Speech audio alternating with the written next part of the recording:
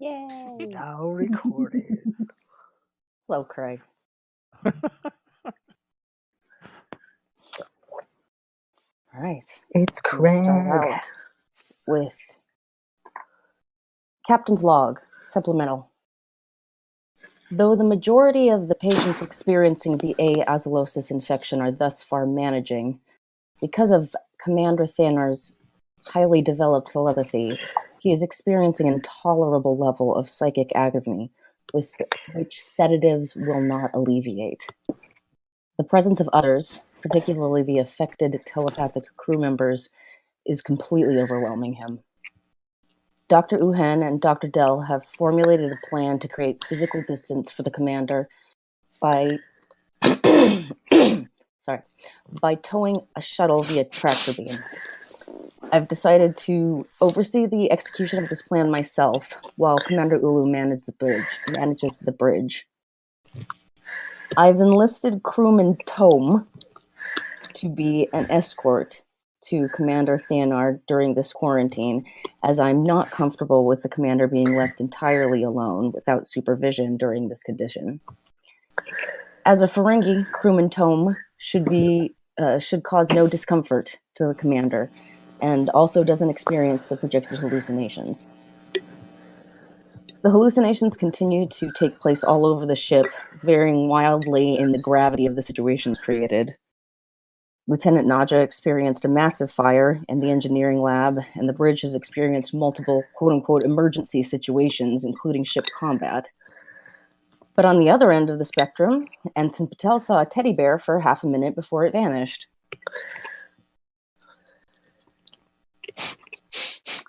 All crew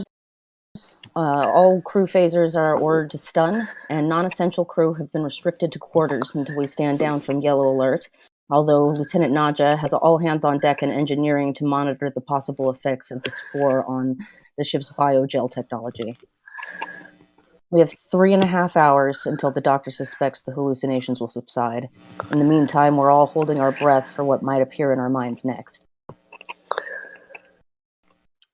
And with that, we're going to cut over to the med bay. And the first thing that we need to do is our 4 affected patients need to roll their constitution. Oh boy. Oh boy. I get my crappy dice. Is that Vulcan incense? My God. Right now? Yes, Emma replicated the Vulcan incense and she placed it over where T'ira and Sessic have medbay beds right next to each other. You broke up.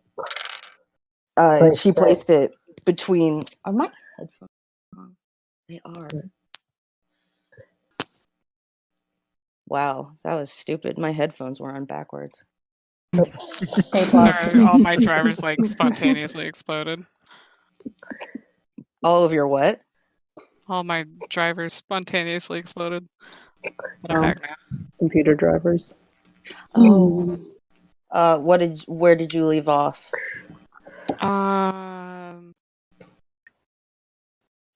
The 4 affected people need to roll Constitution. Okay, we're good there. Yes, so the Emma dropped off some incense in between the med beds that T'ira and Sessic are occupying, and there is a smell of Vulcan incense, spicy, in the air. Hopefully nobody's allergic to it. So let's start with Zizik tonight. All right. So, I mean, basically, it's going to be the same as yesterday. Exactly. So a 1 difficulty. One difficulty. 1 difficulty, and you can choose between. For Zizik, you can choose between control and presence. Okay.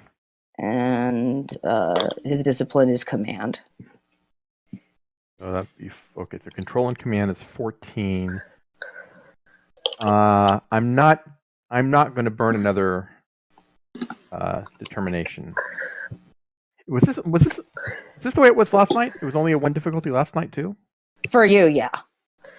Hmm. Or just for Zizek specifically. No, that's what I mean. Yeah, he only had a 1. Well, actually, wait. So how much momentum do we have right now? We have 4. Okay, that makes more sense. I was trying to figure out why did I burn one last night? Because we had no momentum and it wanted to be. Yeah. So Okay. I'm not going to burn one. I'm just going to roll straight. Okay. Target number is 14. 2 dice. Here we go. A 7 and a 17. So I got 1. Good. Okay. So you pass. You are Zizek is maintaining. He is we're in hour 2 and he's really put himself together in spite of having a very rough afternoon. And let's go next to His hair is still T'ira. perfectly in place. Yes, he smoothed it back into place because in Straightened his his uniform. panic, it definitely he was a mess when Yeah. he went into the sad weak mode and everything just fell apart. That's awesome. All of his bravery was gone. No. The episode was amazing. The Enemy Within. Mm-hmm. Yeah. Mm-hmm. Such a good episode. Let's go next to T'ira. Okay. T'ira's difficulty is a 3. Okay. You can choose control or reason. I'll do control. Okay. And you can choose science or command. I'll go with science, so that's 16. Very good. So Vulcan. Uh, Do you want to use any momentum? nah, I'm good. Okay. Okay, I got a 3 and a 12. Nice. Okay, that's great. And do you? That's 3, right? Isn't that? What were those numbers again? A 3 and a 12. 3 and a 12, and you have to look and see if you don't have any focuses. No. Oh. Sounds like 2 then. Yeah, Yep. 2 out of 3. Okay, so here's what's going to happen with that particular roll. Is you have spent the last hour and a half dealing with the power of emotions that you always feared was inside of you. Okay. That the Vulcan side of you might be powerful enough to have to crush it down and have to give up feeling. What if it was just too much? You can feel that. And it's just creating this cycle of fear at the same time. What if this happens? What if this happens? I have to hold this down. I have to hold this down. Okay. And you manage, but you are not feeling good. You are feeling really overwhelmed right now. Mm-hmm. What's your affect like under that mental condition?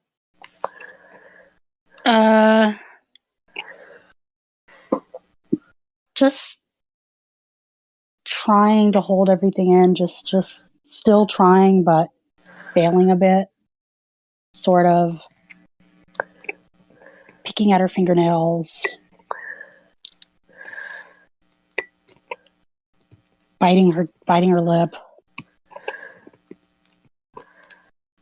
Just trying to hold everything down still.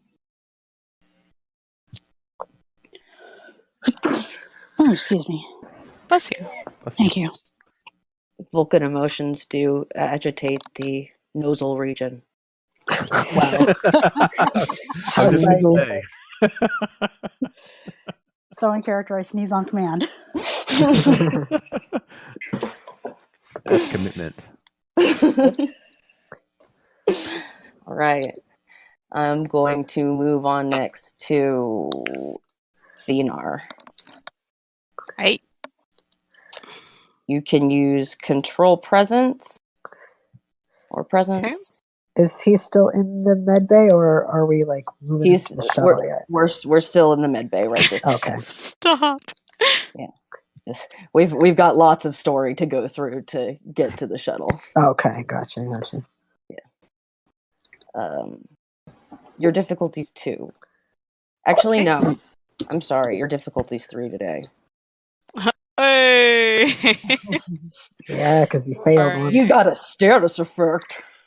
I do. I had a complication. Theonar's hurt by his burn. Oh. Damn. And how many am I allowed to roll? Okay, so you can you start with 2. Okay. I think you might have composure as a focus, do. right? I do. I will have accept composure. composure as a focus in this particular situation because you're trying to keep yourself under control. Okay. Your discipline's going to be command. Okay. Take a look at your talents, see if there's anything relevant there that might give you more dice. Nope. Okay. Momentum. Yeah, I was gonna say, how do you guys feel about contributing momentum in the situation? I'm fine with that. Yeah, Need I'm to fine hit with that too. 3. We currently have. Okay. I'd like Yeah, him to burn keep it momentum. together until we can get him on the shuttle. Love you, Commander. All right. So that will be 4 dice. Have to Yeah, roll so beneath. you guys are going to spend 3 momentum on that. Yeah. 'Cause it's This Oh, is wait. Yes. what did you want to do, Chelsea? Yeah. So the way I that- have the I way have that it 2, works- and then I have 1 from composure, and then 1 from momentum. Oh no! Composure doesn't give you another dice. It Okay. gives you the opportunity for. They said that your command discipline is what we're going to use. What's your discipline or your command number? 5. So if you roll a 5 or less, it counts as 2 successes. Oh. That's what the composure focus does for you. Is it increases the critical. Yeah. rate. Okay. So you have 2 dice, and 5 or less is the critical success, and you can buy Okay. up to 2 more dice with momentum if you want. Okay, sweet. So then I have 2 dice, and then I'll buy Make it- an extra dice with momentum. 1 extra one, and you need Yes. 3 successes out of this. Okay. All right, that's fine. One buy. I'm fine with Got that. it. Got it. Okay. All right. Thank you for explaining. That makes Of course, this is a learning experience for everybody. All right, here we go. So I have to roll under what number? Is it still 15? It's Your control or presence plus your command. Okay, so 10 plus 5 from command. 15. 15. So All right, anything 15 or below is a success. Anything 5 or below counts as 2 successes. cool. Okay. Ah! Last one. Bye. We could hear that. Ah, shit. All right, so 2 19s. Oh my God. god. Oh my god. Oh, God. Oh my god, you guys are so fucking lucky. 'Cause I almost spent threat to increase the complication range on this. Oh, man. That would have been really, really bad. Yeah, so that's 2 19s and a 12. Okay, so 1 Big- success. 1 success. Okay. It's about as Hi. badly as you did yesterday. Yeah. Why do I keep rolling so well? I know, right? Stop playing D&D, Chelsea. I'm using Karis's dice. He's a strong Supposed boy. to be shitty. He is a strong boy. He's got God on his side.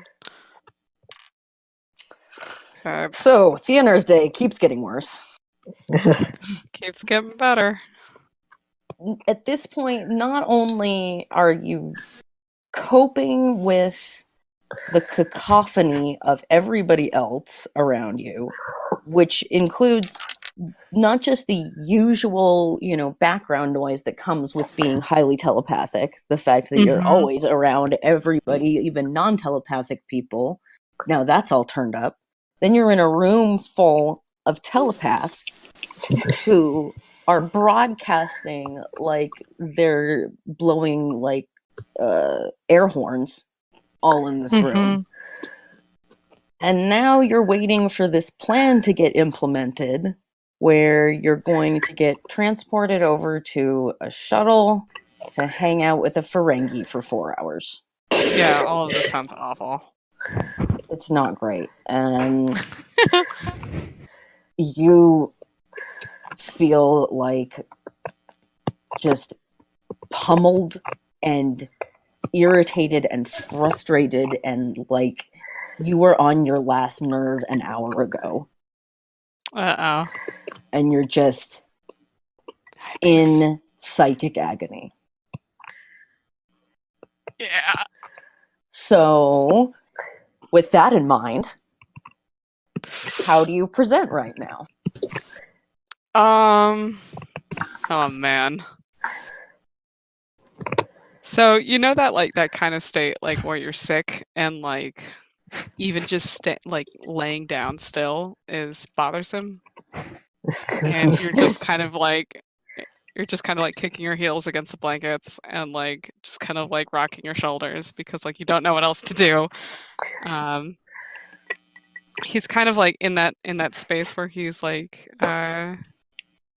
moving, for the sake of trying to like distract his body physically, but he doesn't want to move from that corner or get any closer to anybody else.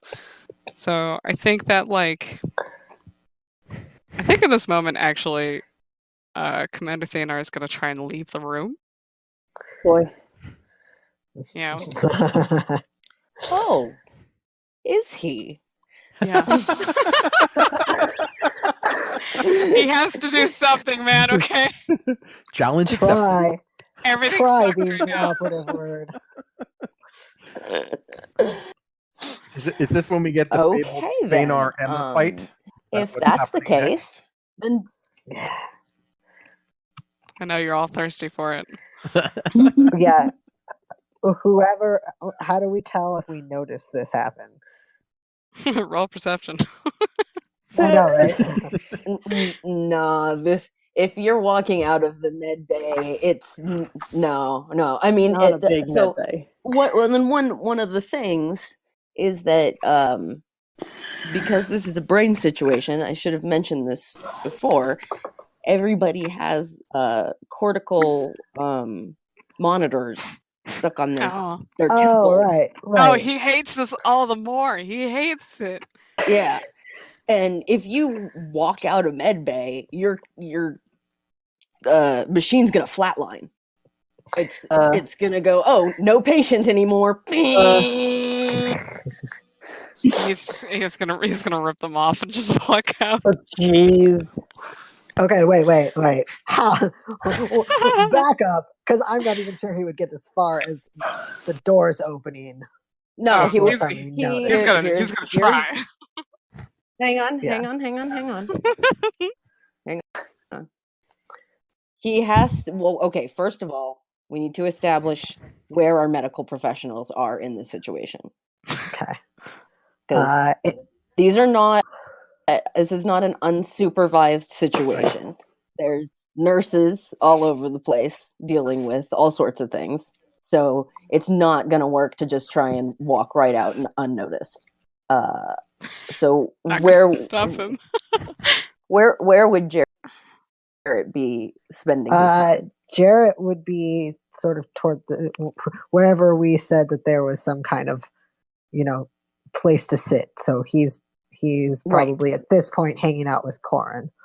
Okay, so as far as I don't have a map in front of me, but I'm going to call as far as what Theanar needs to do to get out of here is you walk out of the medbay into the waiting area before you leave the space. So that makes sense. you would see him walk into the waiting room, go out the door, or head out the door. But first, what about Uhen in this situation? Where is she spending her time? Yeah, where is home? I mean, she wants to be with her patients. She wants to be helping, but she also recognizes that physical proximity might be causing them more discomfort. So I guess wherever she judges to be the most helpful and the least harmful. Because at this point, there's not much to be done. It's just kind of a waiting game, isn't it? I mean, Exactly. maybe she could be helping the captain prepare the shuttle. That Sure. would kind of make Yeah. sense. I kind of have that under. Okay. From what I've got the captain doing Okay. right this second, because yeah. I mean, I imagine that being in the medical office would make sense, which is painful because it really is just a waiting game. Yeah. I feel like the medical office probably has a glass. If I recall, in Crusher's office, it was like a glass enclosed space, so you still see the med bay from the doctor's desk. Yeah. Yeah. That would be good. Keeping her distance, but still able to keep a visual on the med bay would feel comfortable for her. Okay. There isn't really. I mean, if you care about the map, there isn't. That doesn't really exist. Okay. Sagan basically has an area for biobeds with that. It has like 3 biobeds plus that one special biobed in the circular alcove. Right. Where they do all the serious stuff, but then there's nothing else. There's no office. There's a head in there, and that's it. So, if she's in the med bay, she's standing around. Okay. Gotcha. I might want to hand wave that because I prefer the idea of the chief medical officer having an office, a space too. In the med bay, yeah. Yeah. I mean, we can always change the It's easy. design Yeah. and plan. Yeah. It's fine. Okay. Can do what we seems want. A sinfully small space, even for a small ship. Like, it's the fucking hospital. Invest the space. But we have 2 holodecks. Yeah. We just had to cut the med bay size in half to make room. Obviously, that takes Budget cuts. That's right. Budget cuts. Hey, the arts Reallocation are finally getting the funding they deserve. Okay.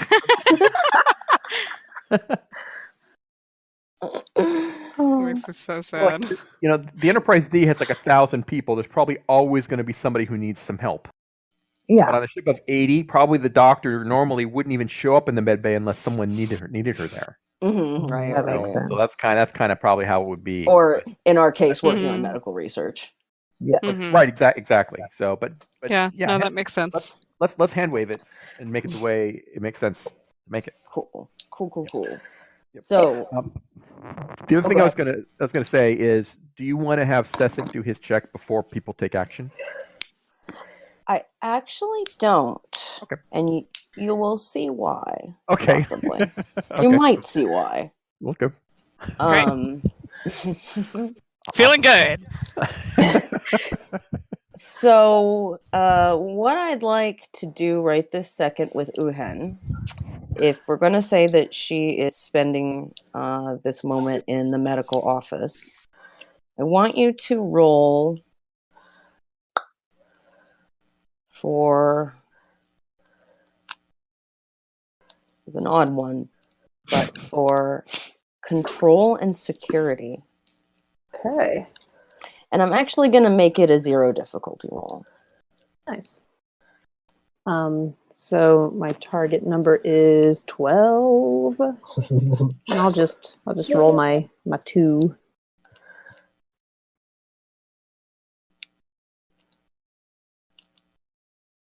And you guys can spend momentum on this too. I know it's a 0 difficulty roll, but it's also possible to get no successes. So if you want Uhen to notice in this situation, you can try and gain an advantage here. Okay. That's up to you. And plus, there's also the pretty much the guarantee of generating momentum. So, what do you guys think? Yeah, there is potential to generate momentum too. It's up to Okay. you how secure you feel. I don't think you'll be the last line of defense in preventing this guy from getting out of the sick bay, so don't feel like it's all resting on your shoulders. Mm-hmm. You guys currently have 3 momentum. Yeah. Fight me. Well, Yeah, go for it. You know what? Fuck it. Let's live on the edge. Spend that Live- momentum. live fast and furious. All right. So rolling 3d20. Yeah.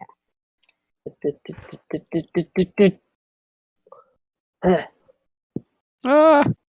So 2 success. Cool. Great.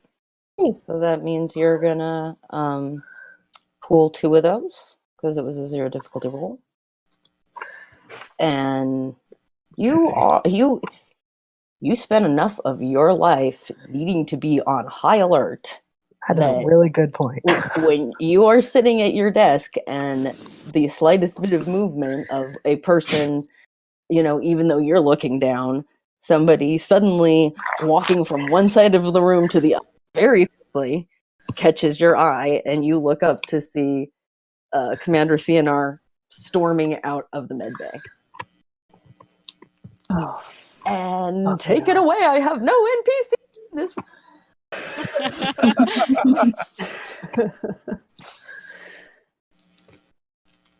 yeah, she's got to approach him. I'm sorry, Theodore. Fight me. Fight.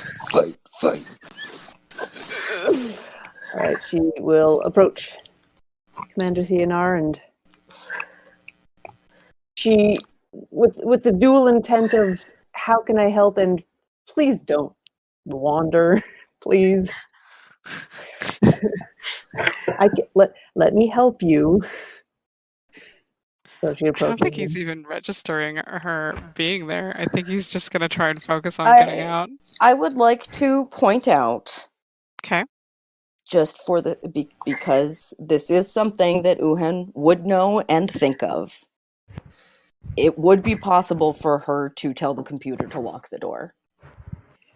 I was gonna have Jaret do that if nobody else did. I was ready. Okay. And I am fine with saying that, Jaret, you know what's up. This is what you do. Yeah. You are a crisis intervention professional. Yeah, So, I can tell when somebody's having a fucking panic attack or whatever is going on. Yeah. So I'm not going to roll for, I'm not going to ask you to roll for that. Okay. As you see him storming toward you. Computer, seal medbay doors, security clearance, Dell 498 Alpha 2. Wow, nice. The computer says, confirmed. Medbay secure. And then he steps between Thenor and Corin. And he pushes Corin behind him, just in case. Please stop. Please open the door. Just let me out. Doctor? Stop. Just please don't. Jaret is looking at Uhen like, what do I do now? Let me pass. She's looking right at Please. you until he does anything. Commander? You're enjoying this all, aren't you? Watching me Not unravel in like the this. slightest, Commander. Then let me out of here. I don't want to So- be sitting here on parade for you guys to mock. Let so me out. You can, so Stop. that the rest of the ship Looking can at see me. you like Stop. this? I need to get out of here. We'll get you out. Stop. We're working on it right now. I need to get out. Just let me out. Doctor. I am your ranking officer. Please let me out of here. I can't stand it in here anymore. Commander, we're preparing the Doctor. shuttle. There's nowhere for you to go at the moment. I'm sorry. Then just let me move on my way. If it's gotta be ready, I'd rather be there the moment that it's ready so I could get off of it. Can Uhen call the captain, find out the ETA on that shuttle? Absolutely. All right, she will press her comm badge and captain. Soon here. Commander Theonar's condition is degenerating. How soon can we get him onto that shuttle? As it turns out, I was just coming up to see you. Give me 1 minute and I'll be there. Would you mind if we met you on the way? I'm planning on arranging a site to site, so it will be much faster if you wait for me to arrive. Understood. All right, Uhen out. Get out of the way. Just 1 minute, Commander. Please. 1 minute. I mean, we're not in the way. You can go bang on the door if you want. He's gonna go bang on the door. He's gonna try to get out of there. He's gonna try and tell the computer to open it up. all this time he's got one hand on his temple and he's just like miserable. If he tries to activate the door to open with his security clearance, he'll find that his clearance codes don't work. That's really frustrating. So is he literally pounding on the door that won't for him?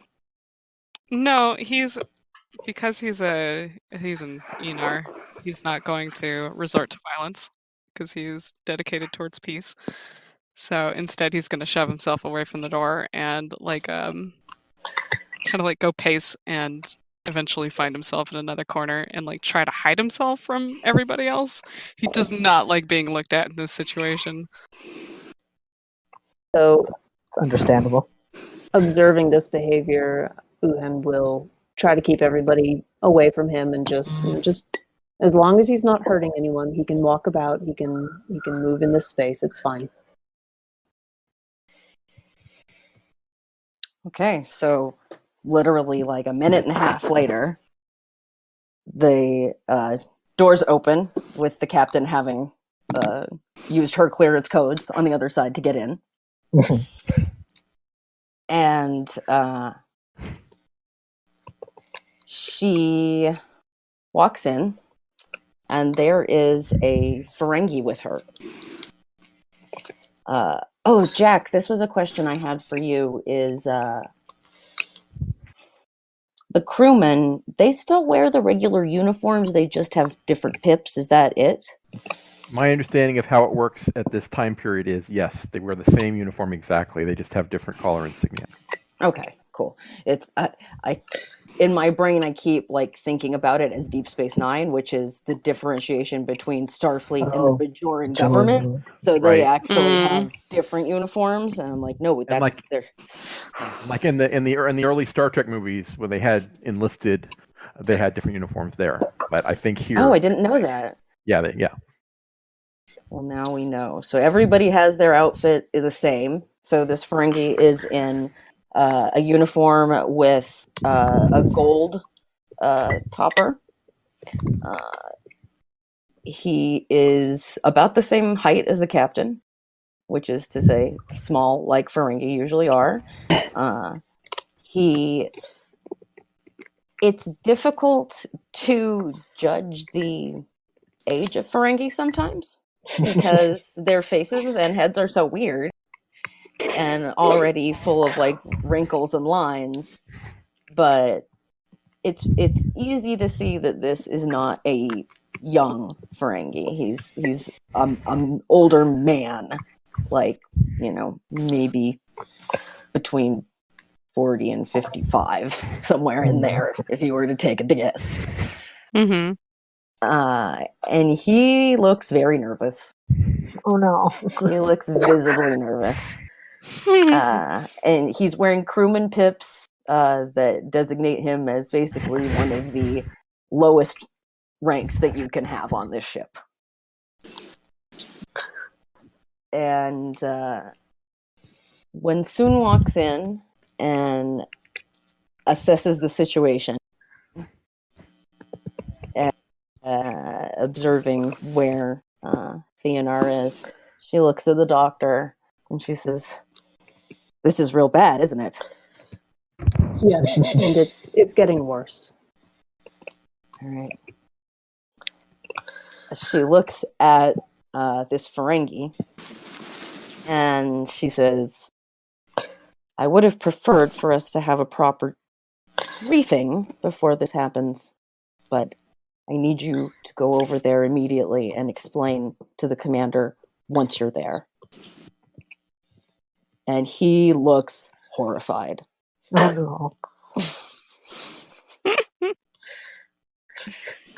You said he's an engineer. He's what? You said he's an engineer.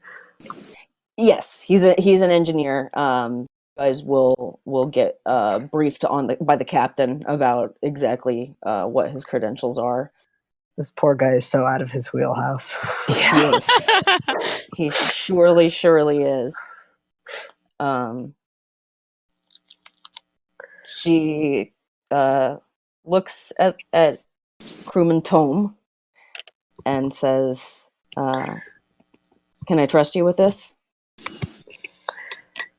And in spite of being terrified, he says, "Yes, Captain." And Soon does not approach Theonar. She's not sure if he'll even hear her, but she says, "Commander, we're about to beam you away to shut off the noise." Get me out of here. All right. As she taps her comm badge, she says, "Captain, to transporter room, beam Commander Theonar and crewman Tome onto the shuttle." And Schwa! they disappear from the med bay. And I'm going to keep it in the med bay for now. For I have a quick question. Sure.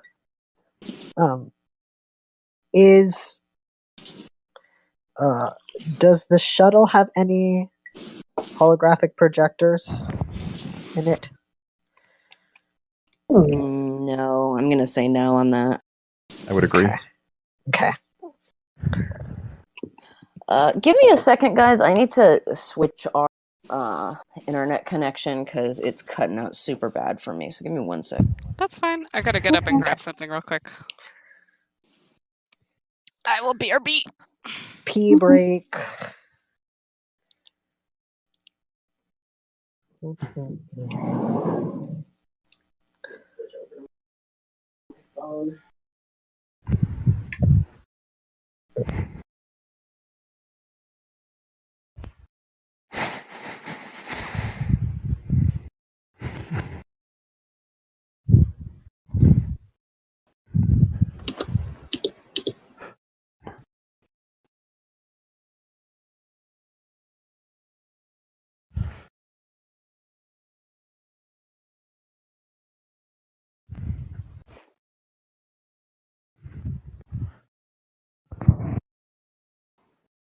While we have a minute,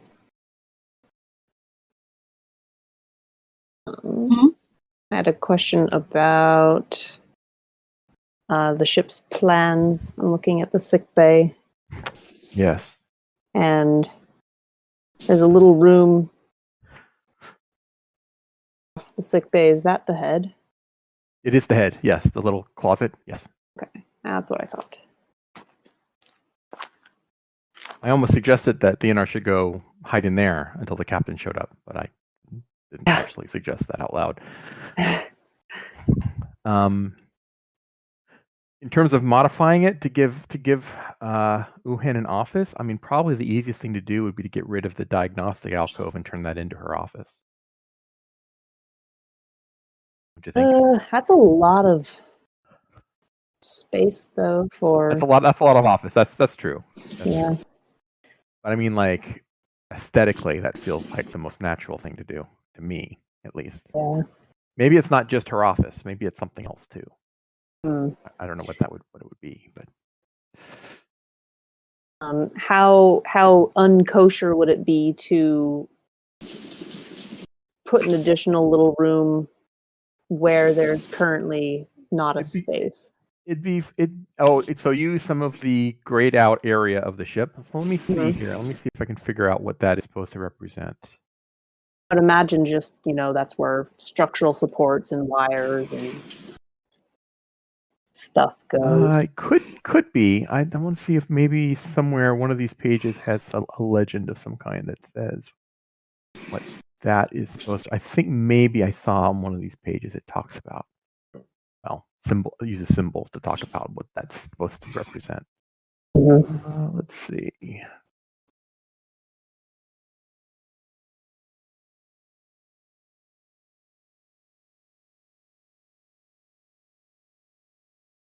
Side note, this song is my jam. I love this piece of music. This is great. This is what is this? This is from the beginning of one of the next gen movies. Which movie is it? It's, I think. Thought it was Klingon Battle from Star Trek: The Motion Picture. This is the one where the Enterprise E is sent away while the rest of the fleet defends against the Borg. At the beginning, and that Klingon motif is Worf on the Defiant. Oh, okay. During the battle. So, plus today is a good day to die. So, yeah, but I believe that's what that piece is from. Brilliant I love motifs. that too. I love them. I'm looking. I'm still looking. There may not be any good explanation. So, I would say it's probably dead space, or as you say, it may be used for support systems of some kind. Either way, it's definitely eligible to be commandeered for this. So, I would say, wait, I'm on the wrong page. Oh, no, I'm not. Okay, there we go. I would say, yeah, we could. However you want to do it. Okay. I mean, I it's up to you, I guess. But yeah, you can probably like maybe in that little space between, just to the left of the 3 biobeds. Maybe you could carve out a space there, for example. I don't know. I mean, it's up to you. Yeah, either that space or the little pizza pie slice next to the head. Just in terms, Okay. just in terms of visibility. Hello. Being able to look at med bay. I am also returned. Hi. Yay. We are enjoying fantastic Star Trek music. I found a new track to play. Are we ready to get going again, or are we still waiting for people? I think is everybody here? I think we're all here. Looks like we're all here. Let me go back to something more appropriate.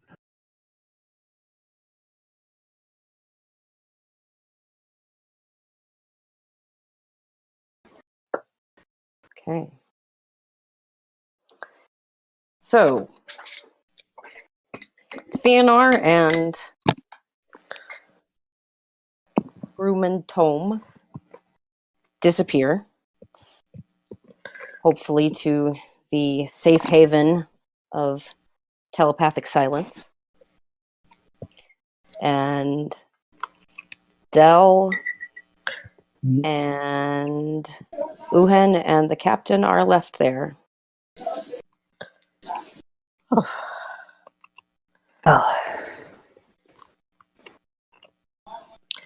I suppose we should check in on them. Yes. I gave a short briefing to Crewman Tom on our way here, so I think he should be all right with dealing with explaining the situation. to the commander, and she starts walking into the med bay, where the bio beds are, and she goes over to where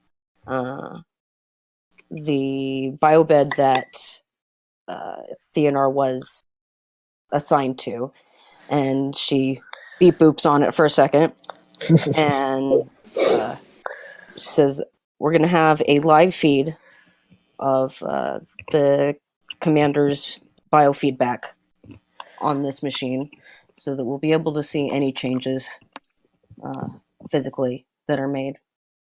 Did I take Excellent. off the cortical inhibitors? Did you? Yeah, I did was you? trying. Okay, that's fun. Okay, yeah, I think you would have been able to take those off, so we'll deal with that in a minute. Perfect. Your bad roll is really yielding a lot of fun. They weren't the inhibitors though. They were just like the They're monitors. they're Yeah. not inhibitors, they're monitors, but There that we go. means that Whatever the hell they gonna are. have to get a set of them back on you once Nope. we're in there. Oh, this is gonna be really great. All right. Also, I don't know about how the captain felt about it, but Dell would, if not Dell, then Kotri definitely would have absolutely made sure that that Ferengi had access to sedatives, because we don't know Nope. how Theonor is going to react, and I don't want to leave a crewman undefended. Yes, he has a hypo spray on him in the case of a violent outburst. That's He exactly what you has- didn't want. It's only in case of emergency. He is assigned to only use that if he is being bodily harmed. What he is assigned to do is if he is in danger, to contact the transporter room and have an emergency transport. Exactly. Do you think that Theonor is going to trust a Ferengi with those kind of rules set in place? He doesn't. Yeah, he He's doesn't not here know. to listen to this. He has no Wow. idea. He's Yeah, gonna we get his definitely- briefing from the Ferengi. It's true. Yeah, You we don't know definitely did not shit. tell Ah! Theodore that there was It's going gonna to be be awful. a sedative on board. Meow meow No. meow meow If meow. he meow, had been meow. here for the briefing, he wouldn't have been told that. Yeah, exactly. But yes, the captain will tell you that that's what he's been instructed to do. Cool. The functions on the shuttle, as far as navigation goes, have been disabled as Good. for both of them. Neither of them are able to control that ship. The Good. ship is being tractored, first of all, so its engines aren't engaged. Yeah. And second of all, it is the navigation is set up to be controlled from the bridge. Good. So there's not going to be a scenario where even if Theonor doesn't have access to it, then he can intimidate crewman Tom into doing something with the ship and taking I'm a that out of peaceful the man. equation. You're Yeah, a you peaceful know man that. You're under a lot of strain. you're a Ordinarily. peaceful man who has the potential to literally have psychic seizures that will black out all of your existence. Sweet. Looking forward to it. No, not sweet. Oh Your my God. peaceful nature doesn't help when you fly into a neurotically induced psychic rage. Yeah.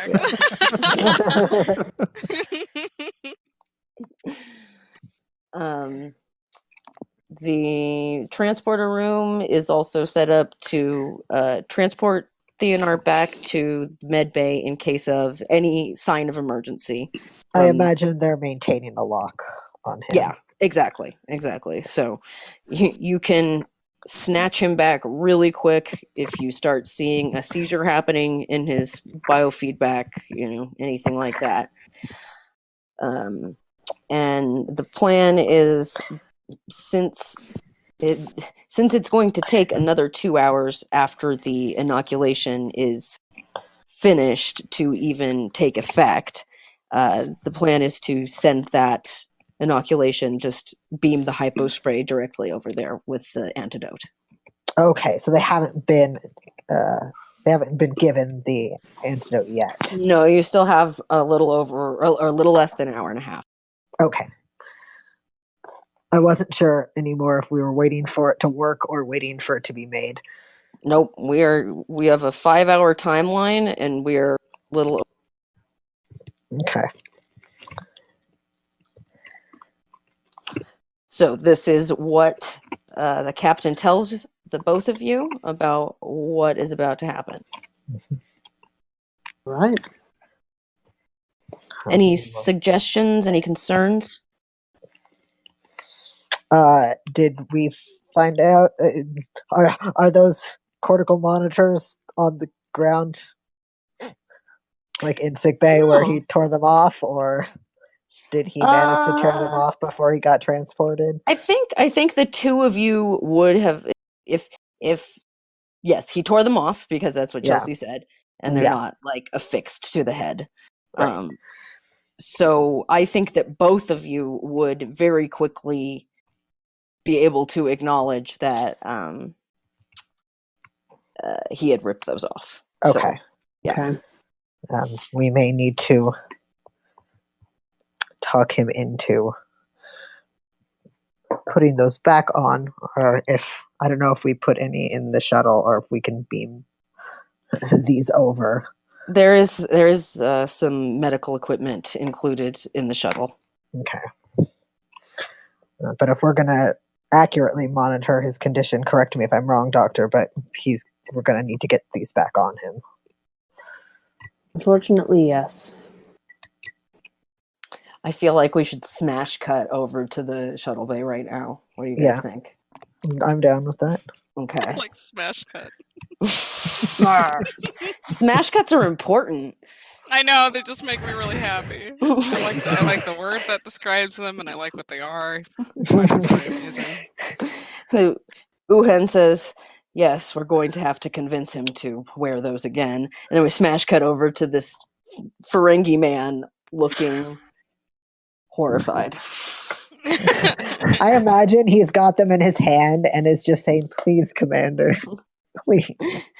No, this is just as they arrive. Okay. So we're in Theonar's perspective. What happens is, how do I describe? You are feeling so overwhelmed, like needles stabbing over and over into your consciousness. Just all of this noise tearing your mind apart. Very John Coffey, yeah. I don't know what that means, and I feel uncultured. No, it's a Carla reference. Oh, that's not so bad.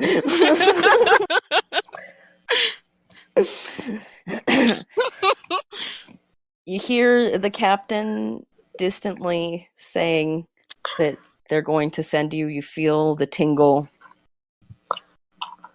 And it's like being plunged into ice cold water. Ugh. The sudden absence. What? In a good way or in a bad way? Well, I was going to say, aren't they from an ice planet? It probably would feel great. Oh. Well, I Yes, mean, that's imagine true. the sensation of that. It's still the shock is more what I mean. I see. Metaphorically. Yes.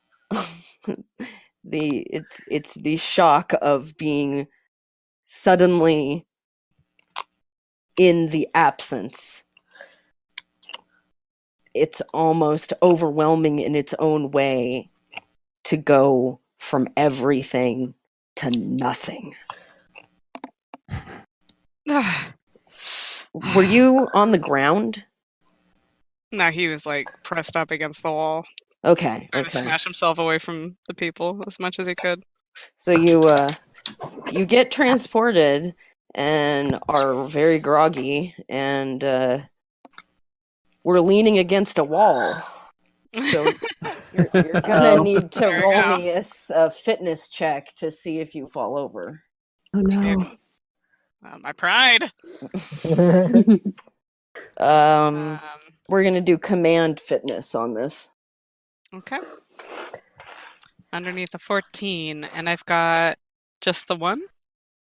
You're gonna start with 2. Start with 2. I'm gonna make this a 1 check Okay. on this one. I You don't just need any 1 momentum for this. success. This Yeah. is not an important And thing. I will let you use composure for this. Oh, sweet. Hot diggity dang. Composure. We'll see if you have it. Okay. Ah! Shit. Okay, that one's cocked. Oh, fuck. 13 and 19? What is your target number? 14, is that what you said? 14. Yeah. Okay. So you don't fall over. Hot diggity. The wall that you were trying to press yourself up against to escape from everything that was inundating you suddenly is not there. And your body lurches, but you manage to catch yourself and resteady yourself on your feet. And standing in front of you is a Ferengi crewman. I can't feel you at all. That's how they say it works. I'm crewman Tome. I'm supposed to be keeping an eye on you, Commander. Don't look too closely. I'm not my best self right now. It's understandable, sir. You don't need to feel embarrassed. Thanar, like, for a moment has like a look on his face, but he doesn't say anything. Tome says, the captain wanted to set up biofeedback so that the medbay will be able to keep an eye on your condition. They said that it's possible you could have seizures or a cardiac arrest.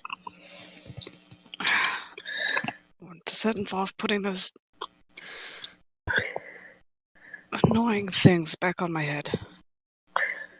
Oh, they didn't say anything about things on your head.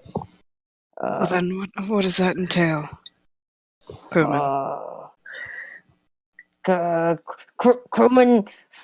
Tome to Captain soon. I have nails in my mouth. I'm curious, actually, how you were doing that. I was also really confused about how you were doing that. I have nails in my mouth. I imagined you just shoving half of your hand in your mouth to get that effect. I tried that, but it's just not quite enough, because what it needs to do... I could do it with just my finger. This is more effective, though. Okay, there you go. Soon says, did you make it over safely, crewman? I have to switch back and forth. That's the problem. Oh my god.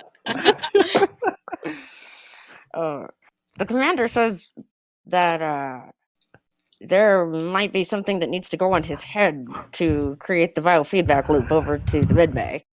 Is that necessary?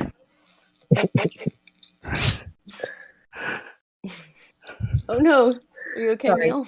Is there a serial killer? No. So, sorry, was that a question being addressed to Uhen? No, it was not. It was Okay, good. Yeah. well, I mean, I guess it would be to Uhen as well. He sent it. He said it to the captain, so she can easily answer. Yes, crewman. He needs to have those on. It's the only way for us to monitor brain activity. It's the only accurate way to keep an eye on his situation. Okay. Thank you, Captain. I'll be in touch shortly.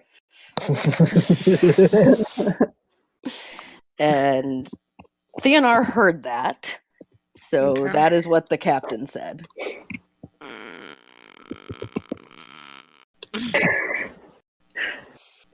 He looks very reluctant. Those things are so annoying. I understand. I hate going to the doctor. I do not know much about Ferengi physiology, I'm afraid. Do you have to go to the doctor often? I don't think any different than anybody else. We break down just the same as anybody, every now and then. But we don't get psychic diseases.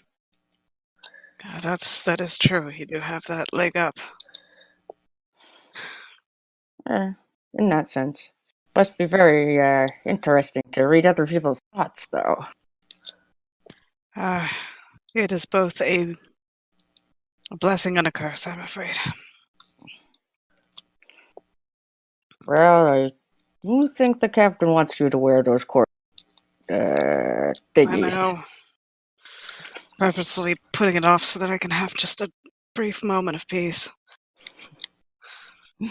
My head is just throbbing. Just all that noise. Perhaps you should have a sit down, and I will get any medical supplies that they left with.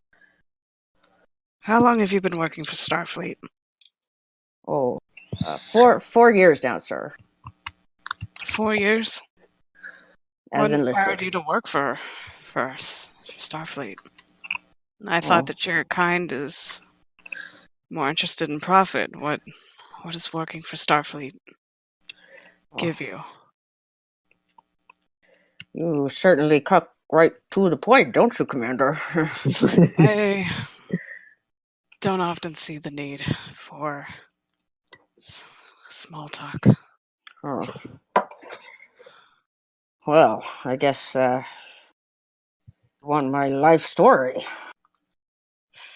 It's just I don't understand what a Ferengi would be doing out here in space on a Federation research and development ship, unless they had ill intentions in mind.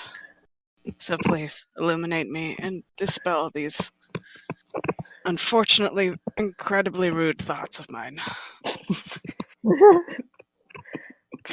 Yeah, sure. Blame your racism on your brain. Yeah. Hey, at least he's aware of it.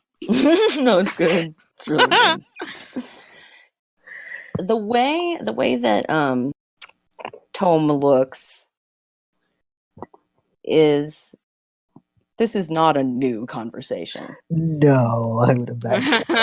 Oh, This Or is not an Tome. uncommon question.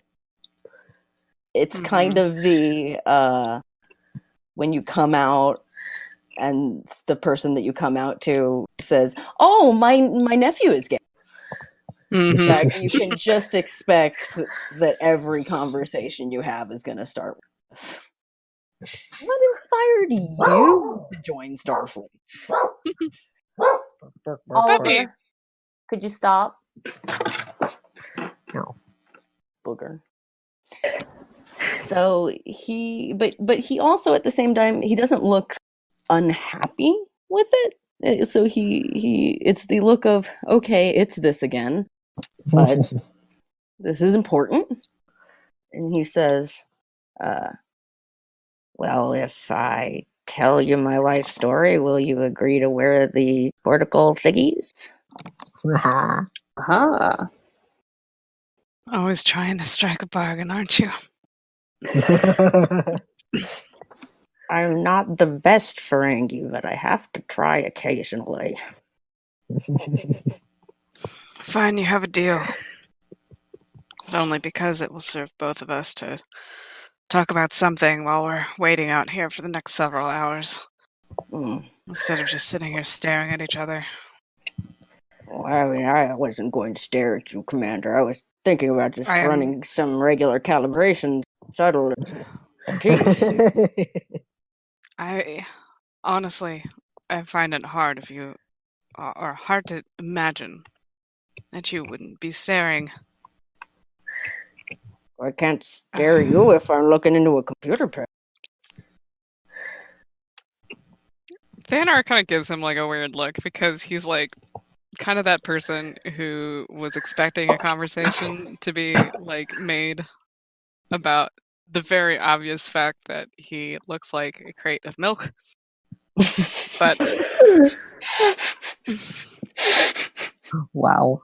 he's okay with not talking about it or explaining himself for now, but he is definitely perturbed by the lack of questions because that in and of itself is suspicious. But It's not appropriate to question your commanding officer, man. Well, that's true, but a lot of people will favor curiosity.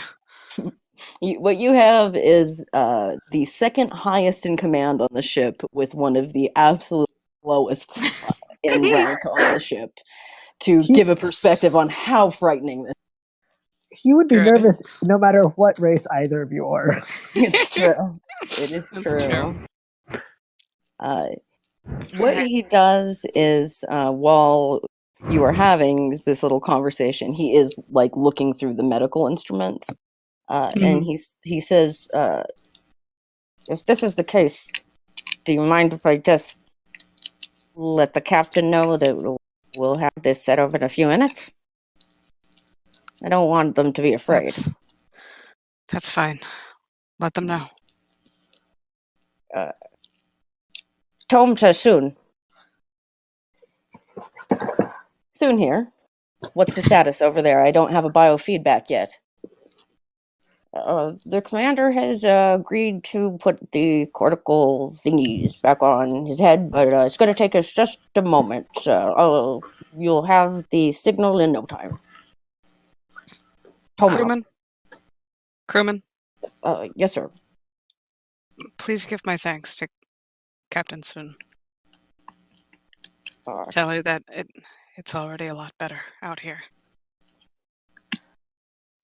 Beep beep. Captain, also, it's going well. It is a great improvement for the commander, and it seems to have been a good choice. Sim says, "I'm glad to hear that, Commander. We'll have you feeling better in no time." Commander Thanar nods, even though he realizes that she can't see him. That's all he's got the energy for.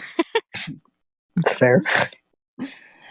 So, after that, Tom, he's found the cortical monitors, and you guys find yourselves sitting at the navigation console of the shuttle in the two seats that sit up front.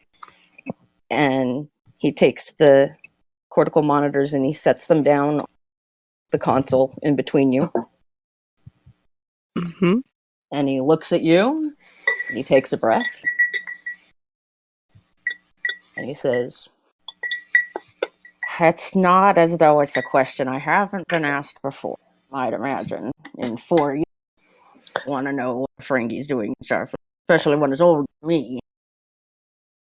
Yes. My curiosity is quite piqued.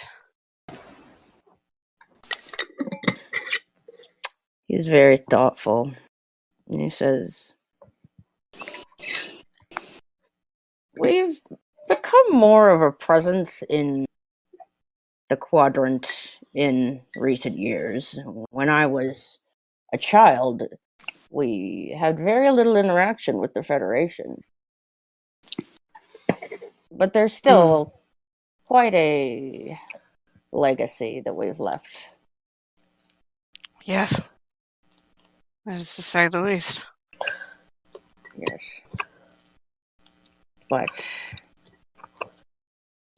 what few Federation citizens may realize about Ferengi and Ferenginar that we are not all the same as the traitors and marauders that make their way off-world. How so? Well,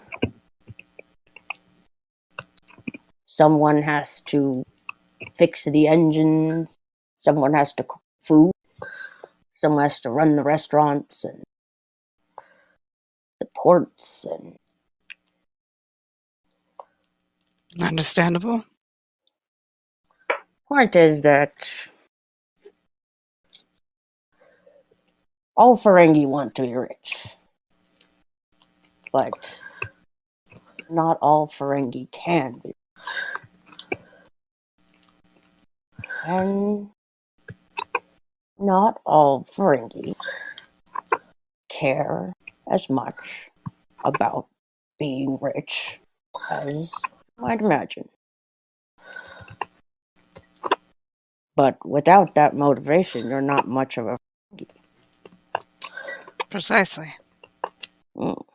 I imagine it's not looked fondly upon by your brethren either. Mm.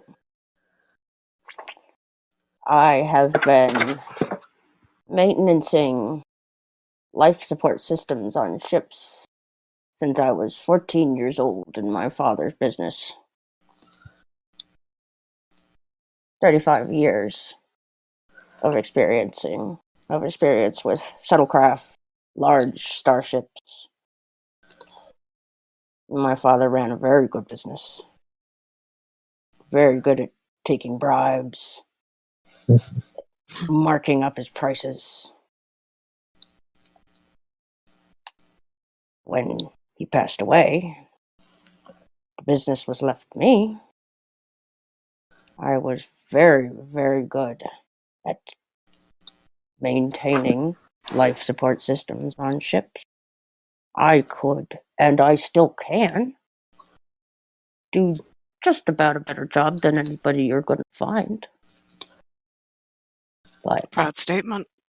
no, I was about to say Ferengi don't lie, but that's very untrue. It's pride is worthwhile where it is due.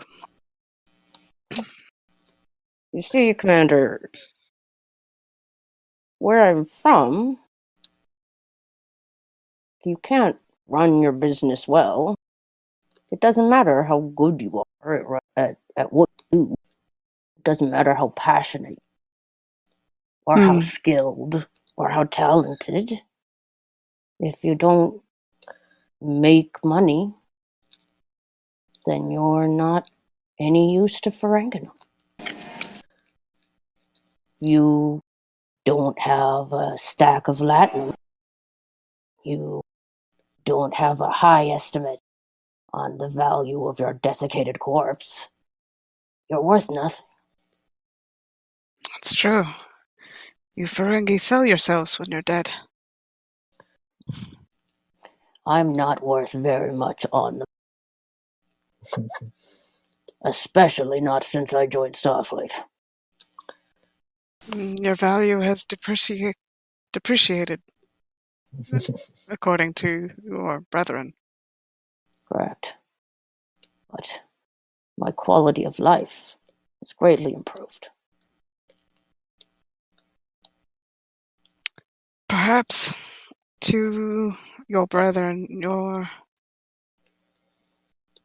prospects may be worth less. But perhaps here, on this ship, you might be able to find that you are worth a lot more. I already have, Commander. I feel enrichment and fulfillment. I feel valued. My talents are praised and rewarded. And I don't have to make any transactions, cheat, or bribe anyone. I can just be good at what I do. I don't miss it. It was very stressful. That actually gets a chuckle out of the commander. I never quite liked making deals either. I just liked being good at what I do. Agreed. He reaches out and he pushes the cortical monitors a little closer. The commander reaches out and for a moment his hand reaches for the wrong place. And when he realizes that there's nothing there, he focuses again and moves his hand to the right place and delicately starts applying them back onto his forehead. Unfortunately, one of the things that I am not very good at is being a good patient.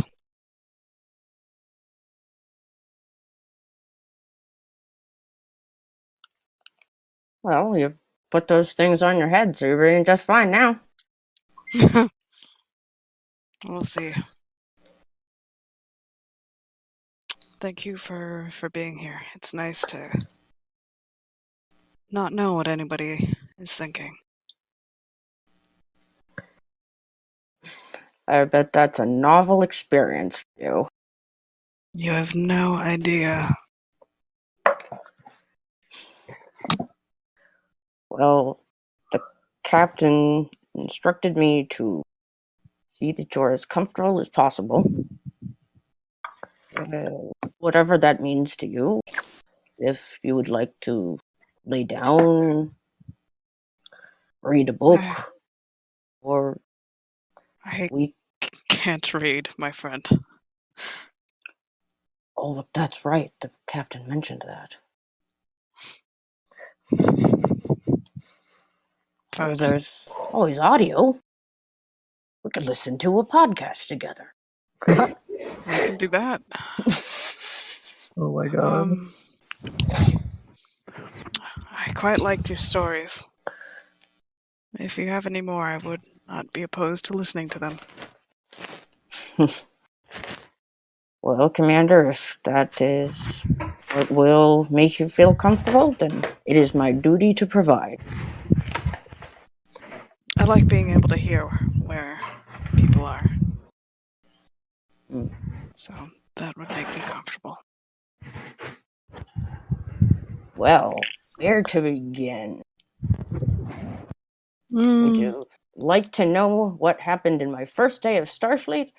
Like to know about the time my father accidentally blew up a ship? Those are two very tempting stories. I'm sure we'll have enough time to get through them both. But while we are here, I think I would like to know about how you blew up your father's ship. Well, I was 12 years old. No, That's we're young. cut away from that scene. Guys, I think this is the start of a beautiful friendship. This is the start of a beautiful friendship. Anytime I'm really excited that we have a Ferengi on board. Now, anytime the commander needs to, take a break from everybody's fucking feelings and thoughts, he can just go hit up crewman home and hang out. Hey, do you want to go hang out and not let me hear other people's brains? People are gonna talk. Oh my god. Let them talk. Let them talk. I won't have to fucking listen to them talk for a while. They'll be fine. Okay, where do I want to go from here? All sorts of fun things have happened outside of my script. So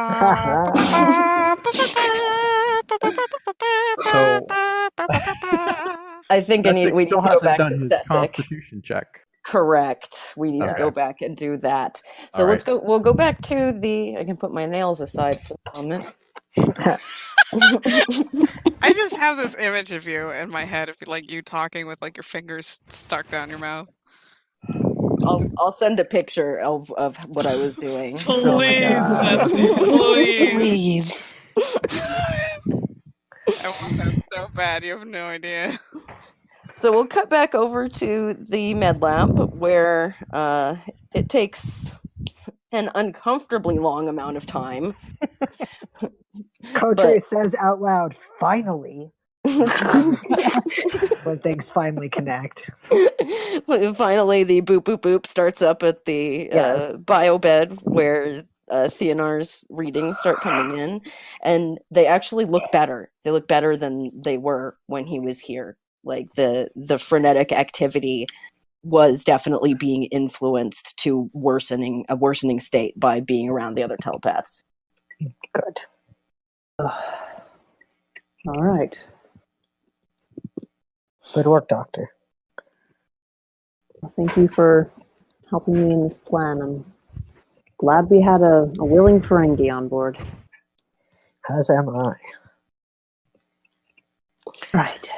Theonar is having an extra interesting day, the captain says. Indeed. Theonar glowers from somewhere in space. Jarit is like, I've only been here for 3 days, and I could already tell he needs a friend. Tom is his emotional support for. Yep. Emotional support for Ungi now. Yep. Oh my god. What was that, Jack? If this was anime, Theonor would be having a sneezing fit right now. Yes. Perfect. Talking about you. Stop. The captain says, I'm going to go ahead and go to the bridge. Let me know if there's any developments down here that I need to know about. The captain? And she heads out. And at this point, I'm going to have Sessic do his check. Oh, well, all right. Okay, so let's see. Gonna be a 5. Oh, God. All right. Oh,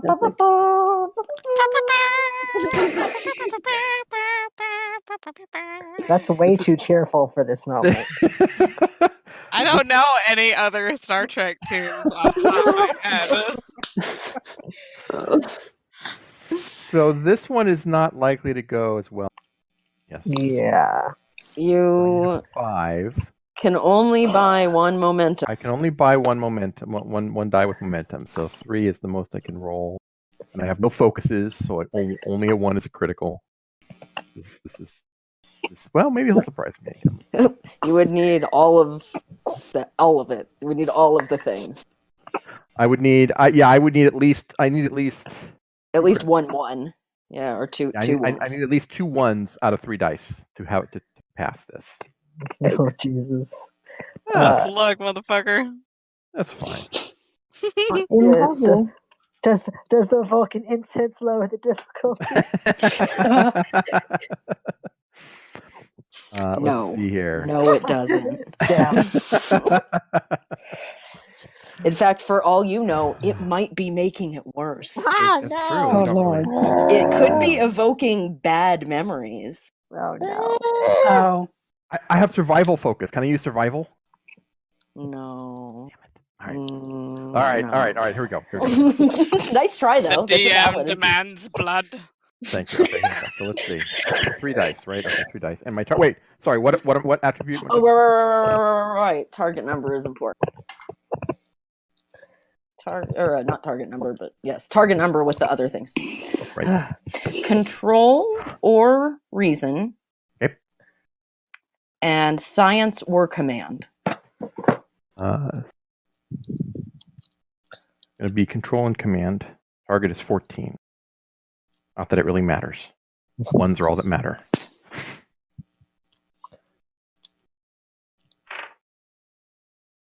Mm-hmm. Just a moment. Mm-hmm.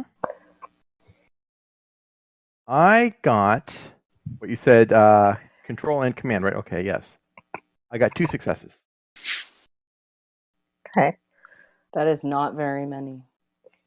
It's plenty. It wasn't 5 difficulty. It would be plenty. Don't say it's not too many. It's plenty. In any normal situation, this would be good. That's valid. Cecily gets disturbed by your perspective. Hey, All right. at least there wasn't any complications. That's true. But I have threat.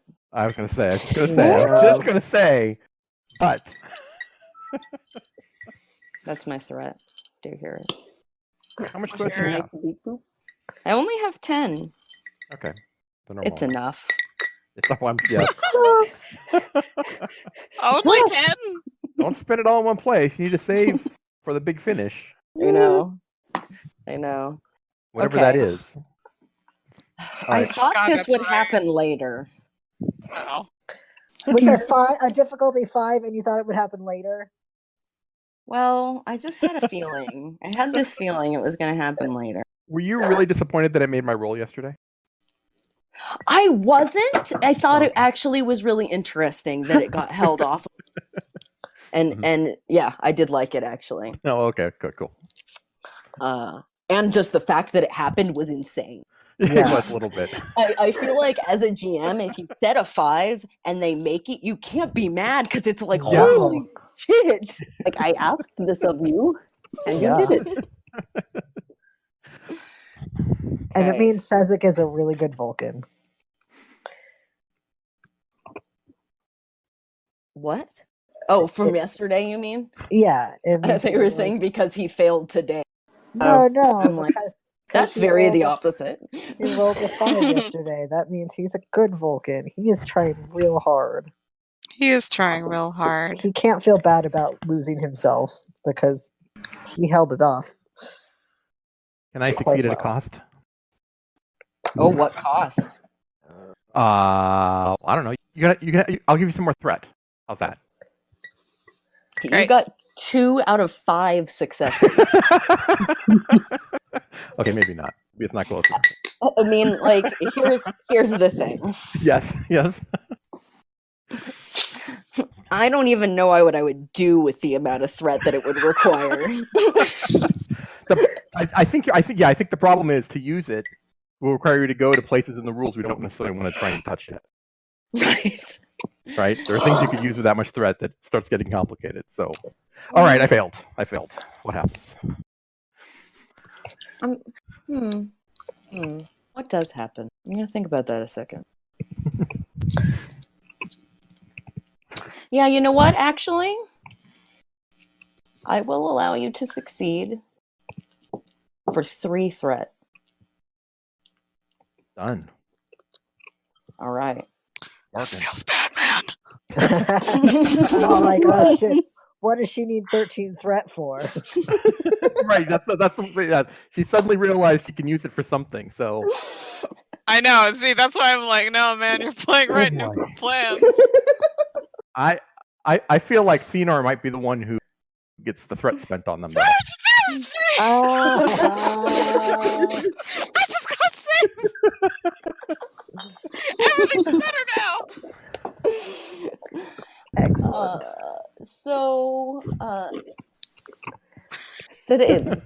The intensity of this Vulcan sitting on this biobed, now coming on 2 hours of meditation that is just like coming off of him in waves. Like the other telepaths in the room are able to sense this like steely effort of being a Vulcan.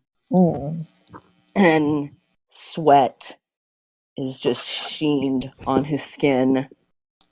And there's a lot of brain activity showing on monitor, but it's not to dangerous levels yet. He's probably the highest risk for having a seizure. And you're seeing a lot of activity, but so far he's not entering just. So now I'm going to cut away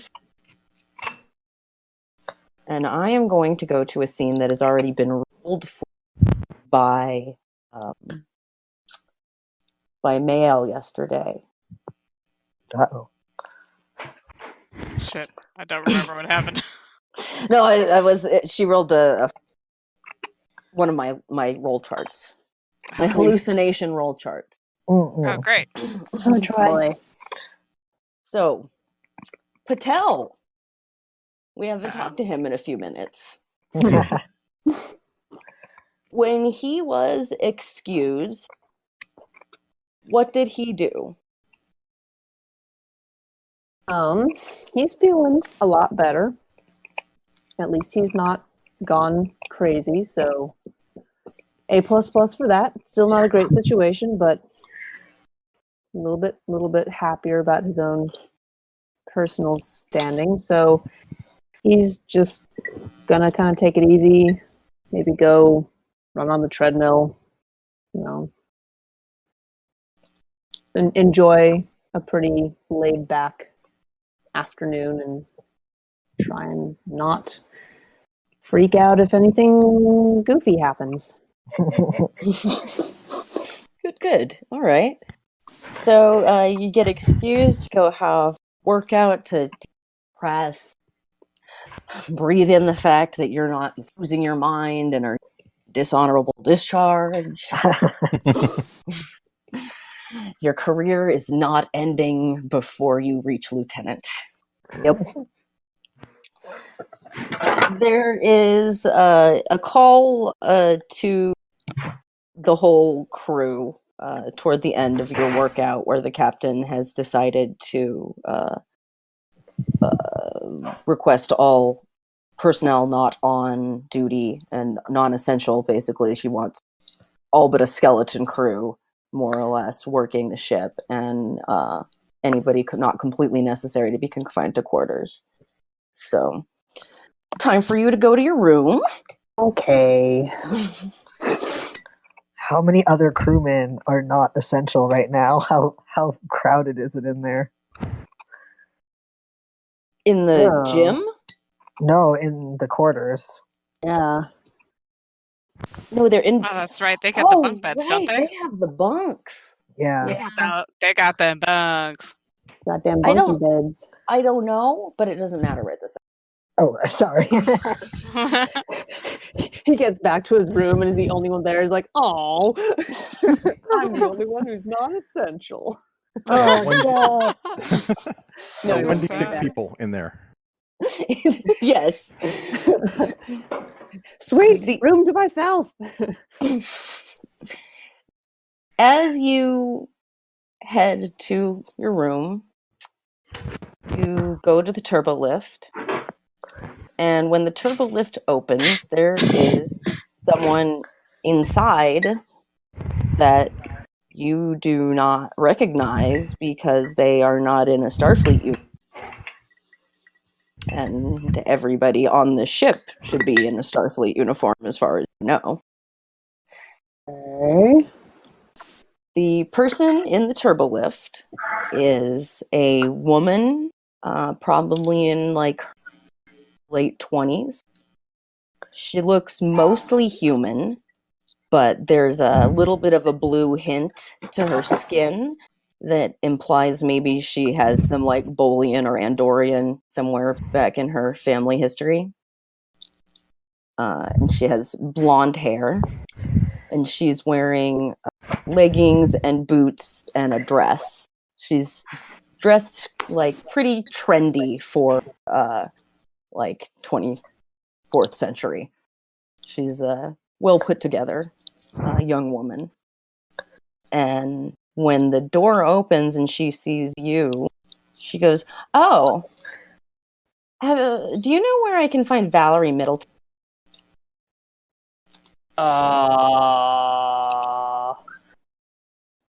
He kind of looks around a bit. Sorry, who? Valerie Middleton. Pretty sure this isn't real. He's gonna just press the button to close the turbo lift doors. Just nope, not gonna deal with this right now. Oh my God, I love you, Patel, so much. I think you just undid my hallucination. I just solved your hallucination puzzle. I have solved your hallucination puzzle. I made the mistake of putting it in an elevator. You should always like jump off and run out the door before it closes. I'm fucking dying. Talk about things you don't expect to hear. As a DM. So good. The most practical of all of us. She can always jump out of the turbo lift, but he's not getting into a small confined space with an unknown being. Oh, That is totally fair. Okay. I just realized what time it is. Carla, do you need to help me get to bed, or did you already? Already did. Already did. Okay. Oh my god. It's fine. Okay. Here's what I'm gonna do. I'm gonna roll a fake dexterity check for this hallucination. Okay. And see if it makes it out of the holodeck or out of the turbo lift before it closes. Okay. As hilarious as that was, I won with this.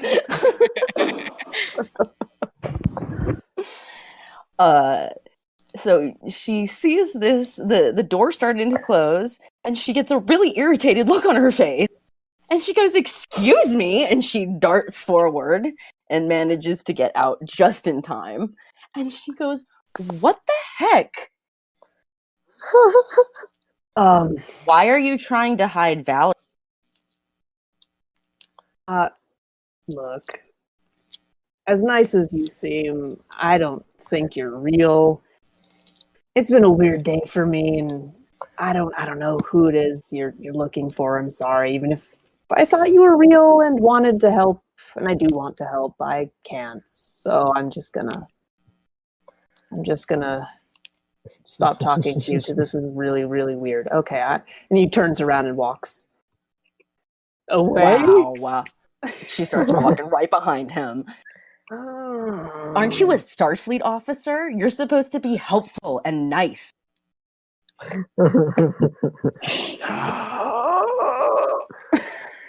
Everything in him is like, yeah, Patel, be nice. Gosh, be nice to to this the hallucination. unreal lady.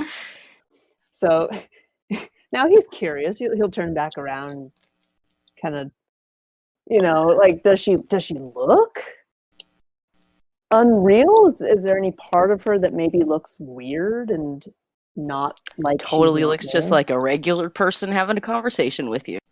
Huh. He's gonna kind of poke her shoulder a little bit, just kind of. Excuse me? Wow. This is wild. What is wrong with you? I'm going to report you to your commanding officer if you don't tell me where Valerie Middleton. Okay. Sure. So, does he have any kind of security clearance to look at a crew roster? He could ask the computer where she is, if she's on the ship. Oh, okay. Does he need to go any place special for that, or can he just generally address the computer? I think he can just talk to the computer in the hallway, if I'm not mistaken. Yeah. Okay. Comm badge. Comm badge. Yeah, I thought so. All right. Sure. Why not? I've got literally nothing else to do right at the moment. So he presses his comm badge and says, "Computer, please search the ship for Valerie." Sorry, what was it again? Middleton. Thank you. Ensign Valerie Middleton is in the med bay. I feel stupid.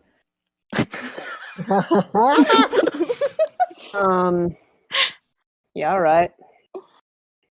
Whatever. The med bay. Fine. Okay, where's the med bay? Take me there, please. Yeah, fine. Sure. Okay. May as well go back and get scanned again because I'm still crazy. All right, let's go. So he goes back to the turbo lift and presses the button. All right. What ship is this? Excuse me? What ship is this? How can you not know what ship you're on? That's a stupid question. No, it's not a stupid question. You're in space. You don't remember how you got in space? I remember how Valerie got in space. How did Valerie get into space? Through Starfleet. Yes, that's... Oh my gosh. And she's also like, oh my god.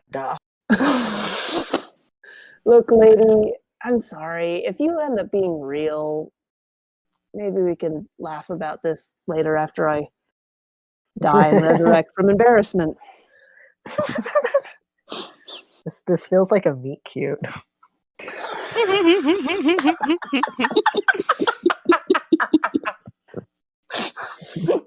She was the girl of someone else's dream. Oh, Dun, dun, dun. that's a good tagline for a movie. That's a really good tagline. So you reach the med bay, and the doors open in front of you, and you walk in with this person by your side. Right.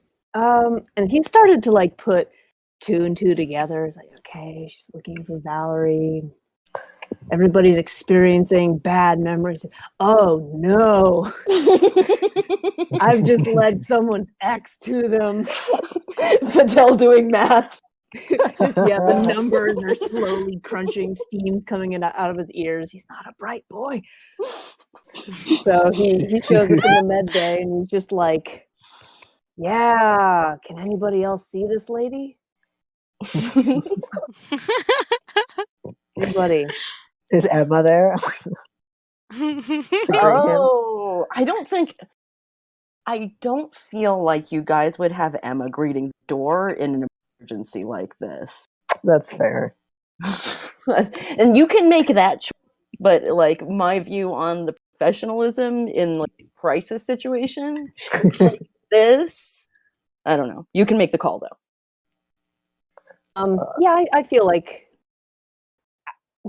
sorry for the insensitivity, but actual staff would be meeting anybody at the door. Check Sorry, your we're not hollow here. racism. Yeah, wow. I'm sorry.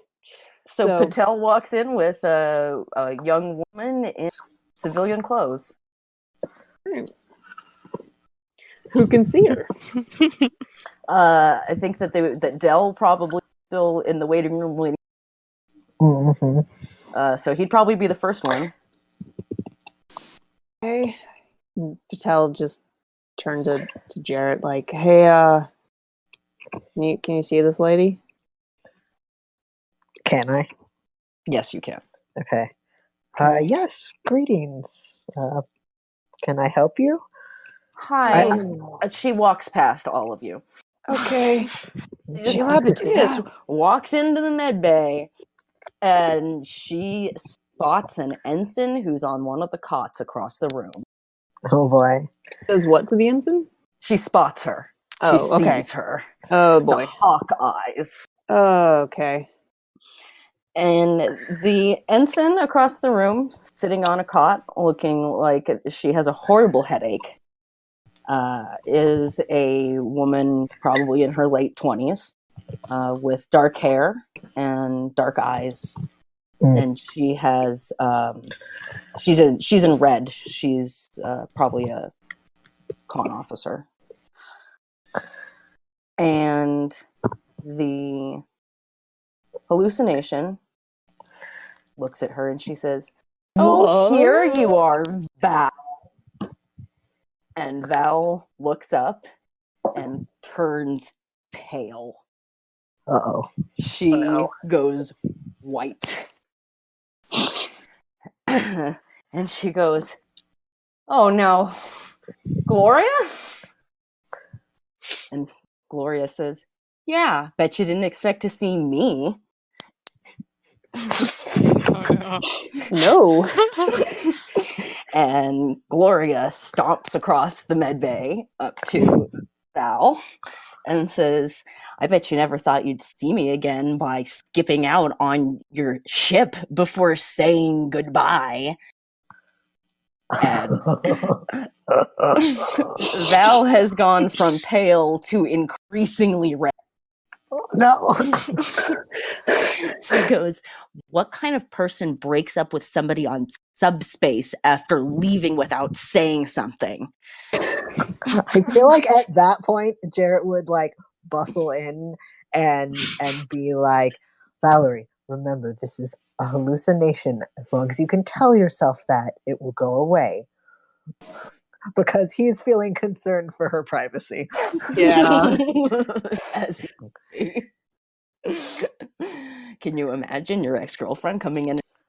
Oh No, that my would be god. awful. That would be Everybody would be- traumatizing. Yeah. And as you say that, Gloria says, I bet you really regret, and she disappears.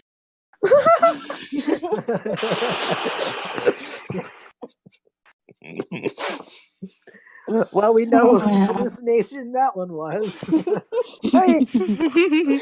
And Ensign Valerie Middleton is looking devastated. Oh no. Oh. There is a lot of emotions going through this person, and she is just bright red. And that just look of humiliation and dread and guilt. Jarrett would say, if I hear anyone speaking of this outside this room, it will be a mark on your records. The crewman, the other crewman on the cots. Of course, Doctor. And Middleton says, thank you very much, Doctor. I'm sorry, everyone. And he pats her on the shoulder and says, and says, what's her rank? Ensign. Right, Ensign. He says, Ensign, if every one of my exes were to appear right now, I can only imagine what you're feeling. Do not worry about it. We all have things like this in our past. And he kind of gives her a little like a little pat on the shoulder. She says miserably, thank you, Doctor. Oh. And Jared is definitely counting his lucky stars that he is not a telepath, because can you even imagine all the shit that could be brought up from 7 lifetimes? Oh my god. 7 lifetimes of mistakes, guys. Oh no. Jared just has this like whole crowd of people falling around. Like, shit. Yeah. Go away! I got something to tell you, Dell. Oh my lord. So Patel's now in the and the hallucination that he had just disappeared. Hey, I'm gonna go. He just really, really awkwardly like leaves the room. Just oh god, oh this is so bad. Derek gives him a nod of thanks as he leaves. Oh, I'm sorry. I'm just gonna go. He ducks out as That went exactly as I wanted it to. Everything that I wanted to. You can see why I was happy when. yes. Although you guys have been rolling all the innocuous. Oh, you cut off. What was that? Oh, you've been rolling all of the innocuous things. The roll charts for hallucination. Oh. It's been an easy ride. The non-dangerous ones. We're saving the best for last. Oh, just Please, God. You gotta I'm ratchet so up. paranoid. Okay. So, now we will end that scene. Sorry that I didn't. I've killed your momentum. I need to. It's dead and gone. That's fine. Well, Just let Jarrett roll some kind of therapy check and he'll gain some momentum back. actually, you know what? Oh, damn it. No. Seriously, though, do that for the little speech you just gave. And it'll be a 0. It'll be a 0 check, so there's no failing. Is that presence command or? For you, it's actually medicine. Okay. I'm gonna make for your stuff. It's reason and medicine for psych checks. What? And I'm sure you have a focus, and you might have a talent you can use too. Sorry, I just have to bring it up again. Okay. Say that again. Reason and medicine. Medicine. Okay. So that puts me at a 14. Are you sure it's not presence? Because I'm like trying to like get people to respect me. That in this particular situation, I'll call it. Okay. In a regular therapy session, it would be reason, but since you're it would be, also in a regular therapy session, it would be insight actually, because that's my main stat. Oh, okay, yeah, that makes sense. Okay, and medicine. So that gives me 15 as my thing to hit. And probably have like 4 focuses that'll work. yeah, I mean, yes. All right. So I'll do 2. Roll 2. And we have no momentum right now? You have none. None. Okay. All right, that's fine. I got a 1 and a 19. Wow. So that's 2 successes. You got 2 successes, but you also lose 1. Oh, At the end of 1 on the map. All right. We put 1 momentum up there.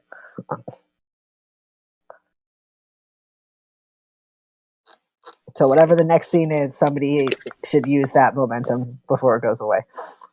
Okay. Okay, Carla needs to go for a second for the next one. Yeah, I need her for both.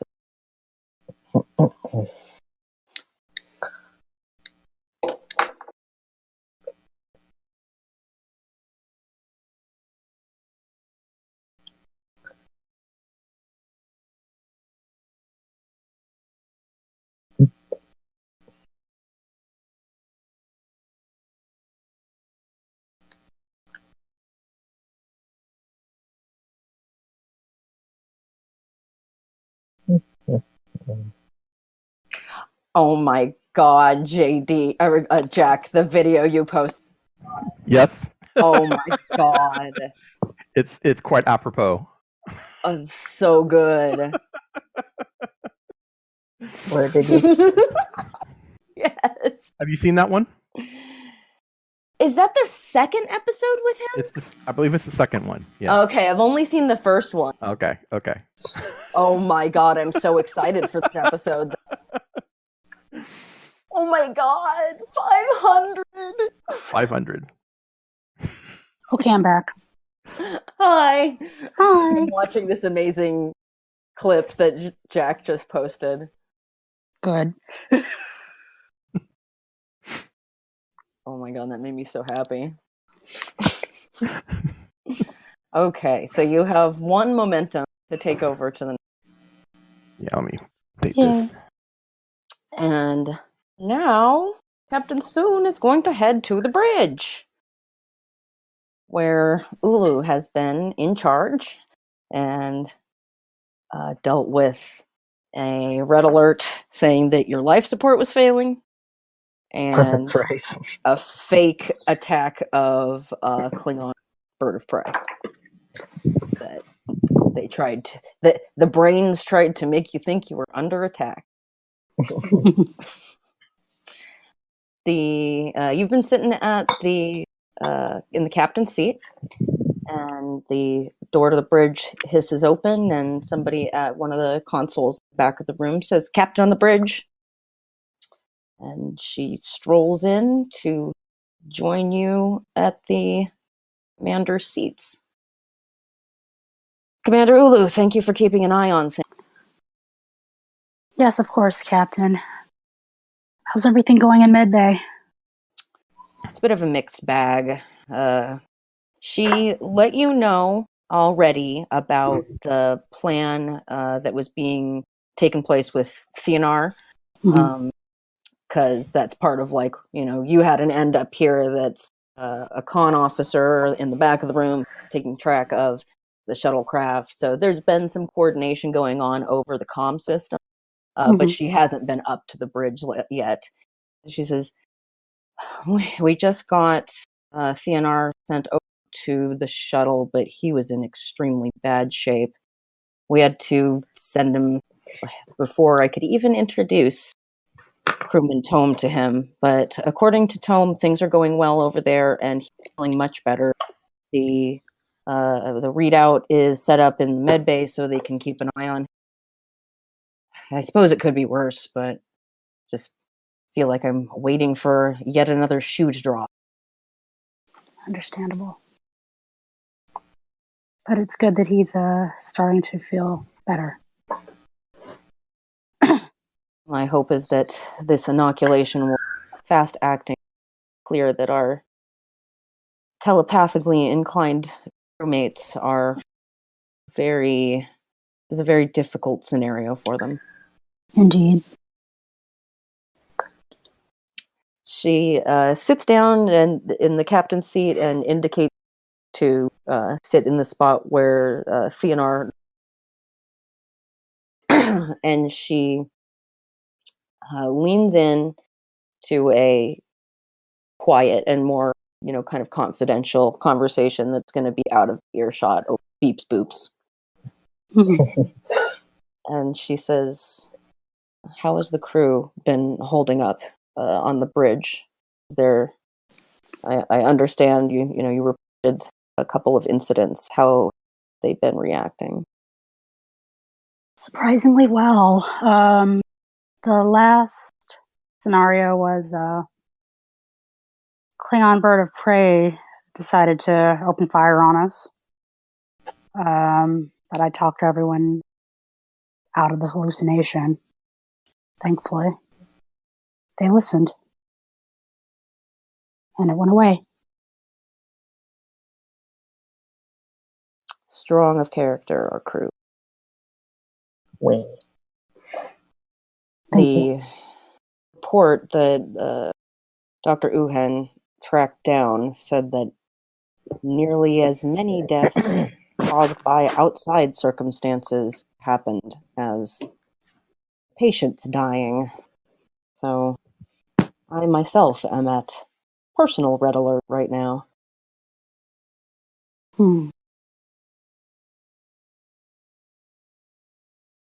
Understand that, Captain. Excuse me. Bless you, Commander. Thank you, Captain.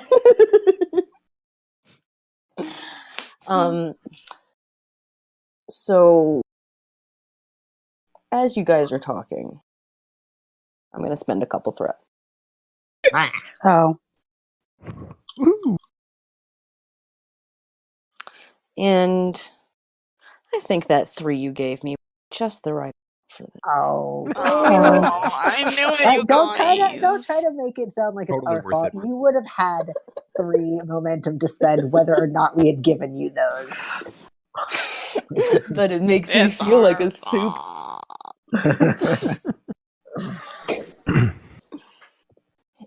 In very much the way that the bird of prey, like way that the events happened when that hallucination took place, both the the operations station and the communication station go off simultaneously at the same time. Oh, come on. And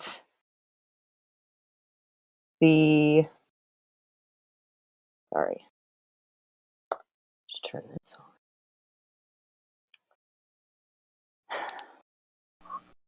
The operations officer is the one to speak up first. And she says, she takes this deep breath. That's like, okay, I know what I'm about to say, and I hate it. Captain, sensors are showing a Borg cube outside the ship. And Gosh. she puts the screen on, and there is a Borg cube right outside, just right the fuck outside, filling the entire screen. Ulu just sort of puts a hand over her face and drags it down. And just looks at the screen, sighs impatiently, and says, "Guys, more than likely another hallucination. Deep breaths. Y'all got this.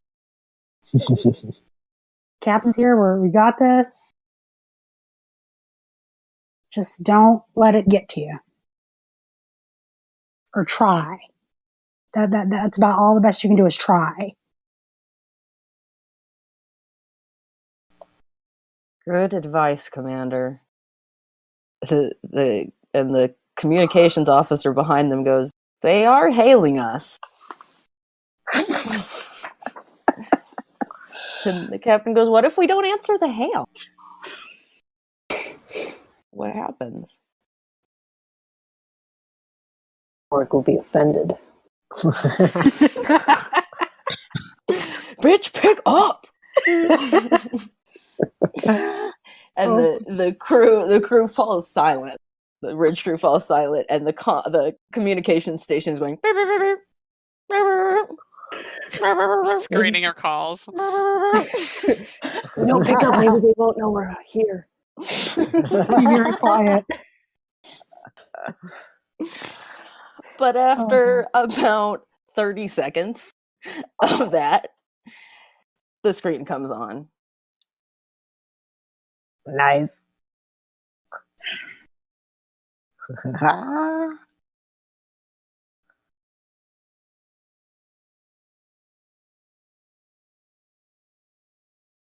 Anyways.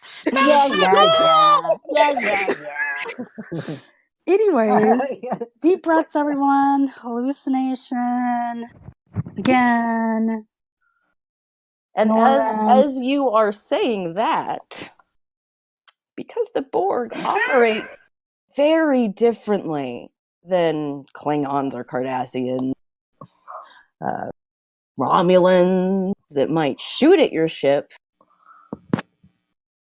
8 Borg drones appear on your bridge in a flurry of transportation energy. Good God. And they instantly turn on the nearest crew, dock toward them with their arm out and their little tentacles a-waving, ready with nanites to inject. Fun. So now we're going to roll and see how well speech worked. God, I hope it worked well. And actually what I'm going to do that I think has played out really well right now, I'm going to bridge. You gave that speech and you've been working with this crew. You're going to be the one that makes the roll.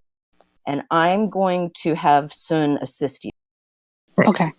And in addition to this, Sun has a talent that's going to come up here that's perfect for this situation. I need to pull up my talent. Mm-hmm.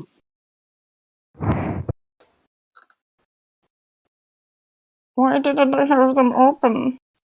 It's okay, it happens. Why do I have so many?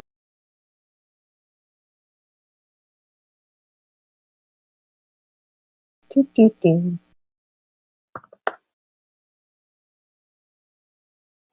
The role will be control command, or no, presence command. Okay. Presence command. Do you have any That's focuses that will apply here? And no. Okay. Maybe interrogation, but I doubt that'll work. No. Nah, not that one. Okay. What does this talent of Sun's do? This computer to actually oh the boys. No. Where is it?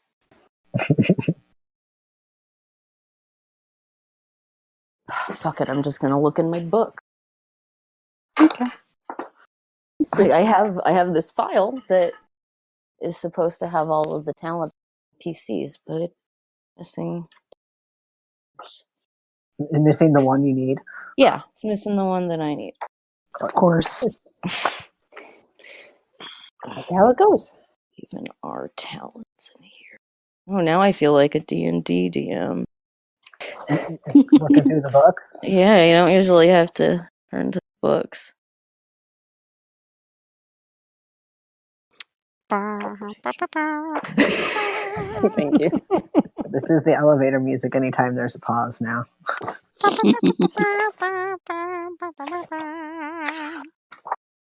This is garbage. I'm just going to search the internet.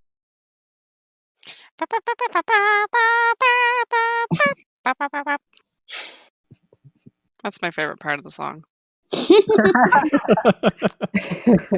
It's like the really like affirmative, like little trumpet sounds. They're very excited. Mm-hmm. Excited trumpets. Trumpets.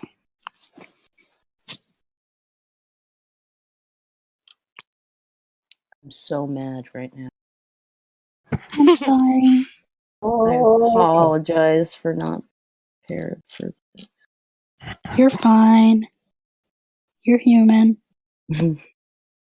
Or are you? Or are you Borg? Or are you dancer? Oh my god. God, JD. I want the song Are You? Are you bored or are you dancer? You can be both. JD, What? I love you. I'm glad. There. It's a dad joke that you just made. It really was. Yeah. Your inner dad's showing. I'm still waiting for my opportunity to tell some more dad jokes. Like, once things aren't so serious, I can bust out the dad jokes with Jared. Yes. Oh, who knows? What if your dad jokes can actually like save the day? Exactly. Never. Maybe they will. Yeah. What do you think about that? Jesus. I know. Carla, what is your command stat? 2. Oh, nice. This is a perfect time to use this. So, Sun has a talent, collaboration, and command, which means that I can spend a momentum for and give you her command stat, which means that you'll be a 5. Ooh, nice. Ooh. So That's I pretty think that's nice. worth spending that one momentum. Feel the power. Totally. Yeah. Okay, so, and then I'm also going to roll to assist at the same time. For her or the shit? Oh, for her, you said. Sorry, you cut out. For her, yeah, for the captain to assist on this task. Man. Oh, I just critted! Yeah. Yeah. The captain believes in you right now. She is so impressed with how you have stepped up in this situation, your confidence, and she's also amused by your demeanor of being so over this. and this, I'm just gonna say, the way that this all went was really good for her, because you guys finally encountered one of her. Oh.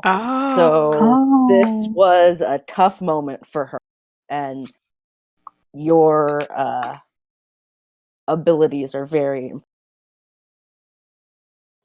I didn't actually get your roll, but I was only going to make it a 2 anyway, so we have succeeded. So let's see if we get any momentum out of it. I got a 2 and a 4. Nice! Awesome. That was a roll of 6 successes, you guys. Holy shit. Nice. Damn. So 4. Good team. And 4 momentum, is that right? 4 momentum that we're gonna. Well, wow, I'm very impressed. So Thank you, shitty dice. You give this speech and prepare the crew for what is about to happen after you sat there for 30 seconds listening. Hey, we're gonna and then these things appear. And it's next level. It's not just, oh, we're imagining being hit by phasers and the place is rocking. Being face to face with a Borg, even if it's a cardboard cutout of a Borg, it gets your heart skipping at this time in the Federation. So no one in this room can get out of this without their heart skipping a beat. But with your confidence behind them,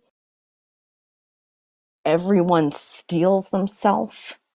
They close their eyes against the vision of a running at them, extended tentacles about to go into their face. They shut their eyes and hold their ground and vanish. Nice. And everyone breathes a sigh of relief. Some people are kind of shaky breaths. That was a tough one. Was. Captain says, very well done, everyone. Proud of you all. Good job, everyone. And I'm going to cut away from that scene, and that was my shit.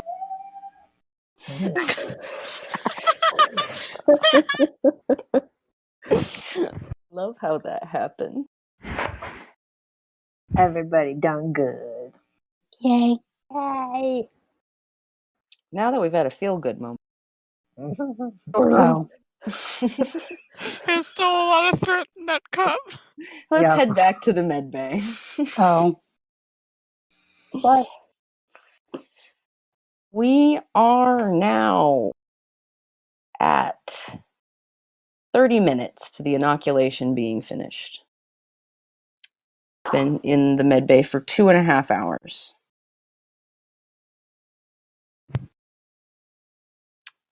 Considering, let me look at my notes here. Do I want to have you guys roll? No, I'm not going to roll in this one because only half an hour has passed, and I'm having you guys roll every hour to see how you're holding up against the infection. So I reach for my threat. And I will admit, I'm spending 4 out of my 10. Oh, Jesus Christ. Oh my gosh. Exciting. We're at a pivotal moment here. Because as Sessic is in his meditation, his med bay starts beeping. Beep, beep, beep, beep, beep. And his brain activity goes off the charts. And he starts shaking very subtly. He's still in his meditative pose, but his hands are twitching. And the activity in his parahippocampal gyrus is going back and forth and back and forth. The hemispheres, one lights up, the other lights up. So fast, fast, fast, fast. How are the present medical professionals going to react? I would say probably Kotri is going to be the one closest, but to be the first one that would notice it. And immediately also Uhen would notice it if she's back in her office because of the alarms. Yeah, Kotri would definitely be like, Doctor, you have a problem.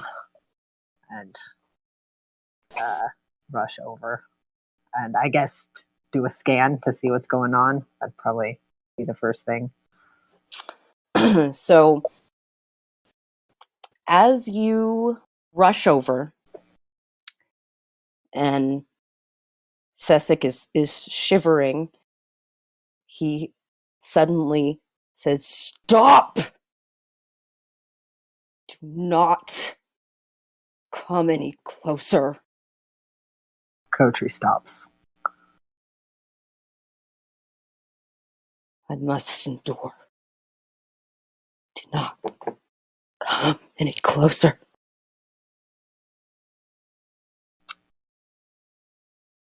Doctor, should we erect a force field? Kotri is thinking in her head about how easily this Vulcan could just pick her up and snap her over his knee. Because she's like 5'3" and very slight. And if you were a 6'5" human, you wouldn't stand a chance against a Vulcan. Yeah. I feel that would be wise. I am getting the feeling that this is going to be a very hands-off sort of a illness. So can they erect a force field? Absolutely. Yeah, you can tell the computer to erect a force field around his section. Right. And this is Sesek who's... Yes, it's Sesek. Okay, so Uhen addresses the computer. Computer, please erect a force field around Sesek. Petty officer. The officer, thank you. And that goes zoom. The blue flicker surrounds an oval around the bed that Sesek has been sitting on doing his meditation. And the activity, it does dip a little bit, but it levels out at a dangerously high rate. This is not good. That it's this is leading very close into heavy. Is there anything that she can do remotely? I'm assuming he's wearing the cortical suppressor. Can she like increase its suppressing power? Well, he's not wearing suppressant because we decided. So, You decided right, because the monitor. Yeah, it's just monitoring. That would be a different device. I mean, maybe could fill the force field with knockout gas. It does enter into uncharted territory medically at that point because you don't know what kind of interactions could happen based on that versus using hypo spray to sedate him. Where did you put that medical report again? I keep not being able to find it. In docket. Docket. Okay. Thank you. You should beam Sesek into the shuttle with Thenor. Oh, that's a great idea. That will go so well. Oh, the music that goes with that from Star Trek is.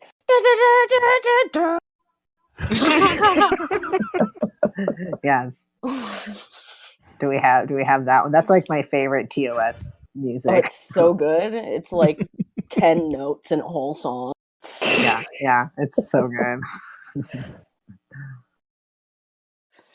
Has Jarrett noticed the situation, JD? Or would they call him in? I think that he's probably at this point is mitigating any damage from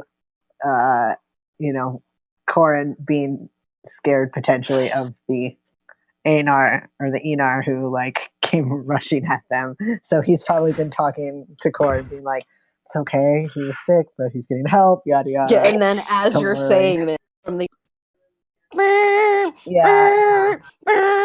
and the and Kotri going, "Doctor, we've got a problem."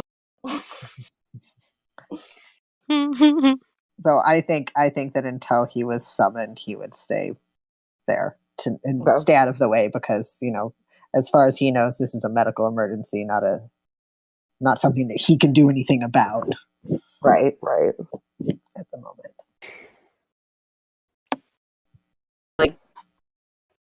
Uhen would just be standing outside of the force field watching her patient. Sedative, hypospray at the ready. Just like ready to drop that field and swoop in. Would she be familiar with how long a Vulcan could endure a heightened state like this? What you would know from the is that these cases, the recorded cases with Vulcans, are extremely unpredictable.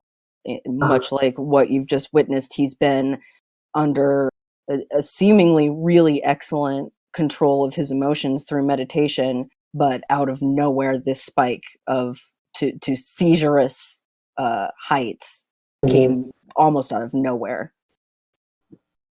Is there something that we can give him that is a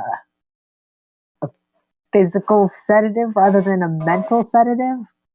Because, one of the things in the report is that this can lead to cardiac arrest. So is there anything that we can do to bolster his other organs aside from his brain? Well, I mean, you can definitely see him physically. You could trank dart him or stun him, or there's Blow dart. there's mental emotional suppressants, but you can also just knock him unconscious if you want to. What that will do, you don't super know. Right. So I guess what I'm asking and wondering is, would Uhen know when they're approaching, or when he's approaching a dangerous time spent in this state? Like she ideally would like to see if he could get his own whatever's going on under control himself, give him that opportunity. But if she does need to step in, she is ready to step in. But again, she's worried that whatever she does will make it worse. Right. We're monitoring it enough that we can tell if it's begins to cause him physical damage, right? Yes, absolutely. That's what that alarm going was. Is like things have gone off the charts. Something bad is happening. Damage is going to be done. Okay. Right. So damage is already imminent. No, I'm sorry. I wouldn't say that from what just happened, you would expect there to be any kind of lasting damage. It was what he experienced was a seizure that isn't going to cause lasting damage, but there's things that are potential of like the panic that will lead to cardiac arrest, or people getting injured, having a seizure just because of the situation they were in when they had the seizure, but not necessarily indicative that the seizures cause death. Okay. If we can get him to lay down in the bio bed, we could activate the restraints to at least keep him from hurting himself. Duly noted. At this time, I don't think that would do good. I think that would do harm. I am keeping an eye on the situation, though, however. Yes, Doctor. Kotri also has a sedative and hypospray in her hand, just in case. So on the bed where Sessek is still locked in meditation, he's starting to talk to himself. He says, "It is too much. I don't know what will happen. I am sorry. You must not come near." Do you want to be sedated? No. I'm afraid.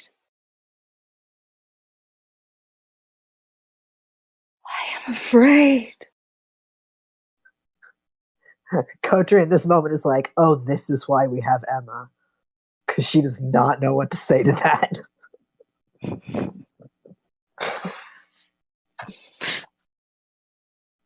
Not that I think Emma would help in this moment, but... Yeah. I think what I would like to do right now is to have you two roll a check. Okay. What sort of check? Uhen will take the lead and you can assist. Okay. What are you laughing at? This person's having emotions and I don't know what to do. I'm Yeah, a these doctor. doctors are fucking broken. Yeah. Kotri's like, where's the broom? got a broom pet. Yeah. You guys are both going to be rolling insight and Okay. Insight in what? medicine. Perfect. Take a look at your focuses and your talents. What this is going to be for is racking your brains about things you've read and learned and experienced when it comes to Vulcan behavioral dysfunction. Boy. I suggest using momentum. Right. Do we have any? You do. 3. Three. Okay. Yes. Damn it. Where are my talents? Definitely do want to use momentum. I have a focus of xenobiology. Yes. You also have determinations that have been unused thus far. Actually, Uhen's the only one that has used determination in our game so far. No, and Zizik. I was going to say, everybody should have determination.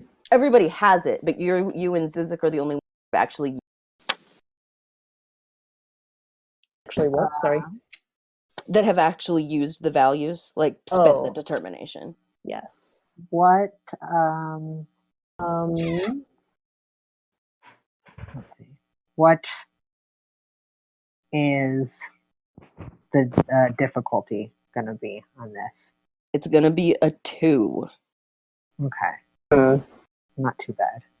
Partly Nice. because you guys are both Bajoran medics who've mostly worked on Bajor, so the exposure to Vulcans you've had is pretty limited. Yeah. But you're both good professionals who read your journals. Okay. I do have a talent called Quick Study, which says when attempting a task that will involve an unfamiliar medical procedure or which is to treat an unfamiliar species, ignore any difficulty increase stemming from your unfamiliarity. Oh, how funny! So could that theoretically lower the difficulty? Yeah, I would knock it down to a 1. Ow. Nice. Since you specifically said that you raised the difficulty because Yeah. we're Bajoran and we aren't as familiar with Vulcans. That's perfect. That's absolutely perfect. Cool. Yay. Nice. Talent. All right. That's a very clever thing for you picked. Yay. I will use that. I specifically picked that because I was like, oh, Bajoran medic probably didn't treat a lot of other things. Yeah. And then, let's see, my focus. Although, can I use that if I'm just assisting? Or do I have to be the one taking the lead? I'll let you use the talent. I would probably, if it was a like gaining extra dice, I might not, but I like the idea. Okay. And can I use emergency medicine as a focus? Yes. Okay. Cool. So I will roll my 1 dice. And that is a success. And One Uhen, success. what would you like to spend/use? Should I go ahead and spend a point of momentum to get an extra dice? Or am I... Do you have like a cautious or anything like that? In my talents, Yeah. I have. Yeah, take a look if any talents apply, because you could get an extra dice. I see. And we can juice up some momentum. I feel like I could kind of sort of shoehorn some of these to work. So field medicine, when attempting a medicine task, you may ignore any increase in difficulty for working without the proper tools or equipment. I don't know. And dauntless, whenever you attempt a task to resist being intimidated or threatened, you may add a bonus d20 to your dice pool, but again, If it could bend just a little further. If he was violent right now, I would do mean, that. He's not quite if he was to a that threat. point. Yeah, if he was a threat. I didn't spend enough threat. I could have made him violent, but I decided not to. Although, let me counter with this. Do Vulcans have to be violent to be scary? Because I think the threat of violence from a Vulcan is pretty That's damn a good scary. point. It's true. I think I'll allow it. All right. I'll also point out, hopefully it's okay for me to point this out, that one of Sessik's focuses is athletics. So he's not just a Vulcan, he's a buff Vulcan. Oh, shit. Oh, God. That's right, I Yeah. forgot. Oh, He is shit. a buff Vulcan. He liked to work out. His background is in security, so yeah, he's Yeah. So far, you've seen him every day jogging in the. yeah. And as you know, when aroused, Vulcans have the strength of 10 men.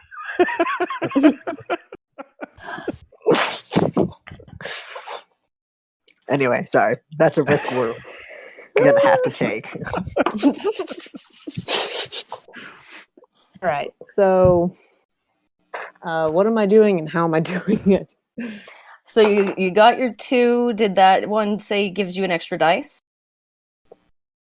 That's a good question. Yes, add a bonus d20. Okay, so that's 3. I mean, you're getting up there. You already won success, so probably don't need to spend the momentum for it. Yeah, probably not. So roll 3 dice. All right, And 3 dice. It's I'm gonna have you roll for insight and medicine. Yes. And sorry, quick question. Which thing is it that will raise my crit value to equal to my medicine? Oh, if you have a focus. You need a focus. Yeah. Okay, Which and is, that was xenobiology, your I think you said. Okay, so and my medicine's 5, so Yeah, so 5 or less will get you 2 successes. all right. I just like adding notes to my dice roll. That's All right, good. so 2 success. No crits. But what was your target? Oh, 15. So 2 successes. 2 Plus successes. my 1. So that's 3 successes. Okay, so you get 2 momentum out of that. And you Yay. succeed, and because of you get those 2 momentum instead of just 1 because of JD's talent. Yay. Nice work, you guys. That's good medical thinking. Yay. Here's what you recall as being a fairly consistent thing in reading about neurological disorders that affect the emotions of Vulcans. Mhm. One of the most common ways of dealing with an out-of-control Vulcan is with a mind meld. Oh. Sorry, you cut out bind. With a mind meld. Oh. A mind meld with somebody who has discipline of character and discipline over their emotions. Someone could help him. Normally I would have suggested our commander, but he's out of the question now. Or is he? Yes, he is not. We He's need so out of somebody. commission. We need somebody extremely composed. Timing is everything. Maybe you shouldn't have rolled so bad.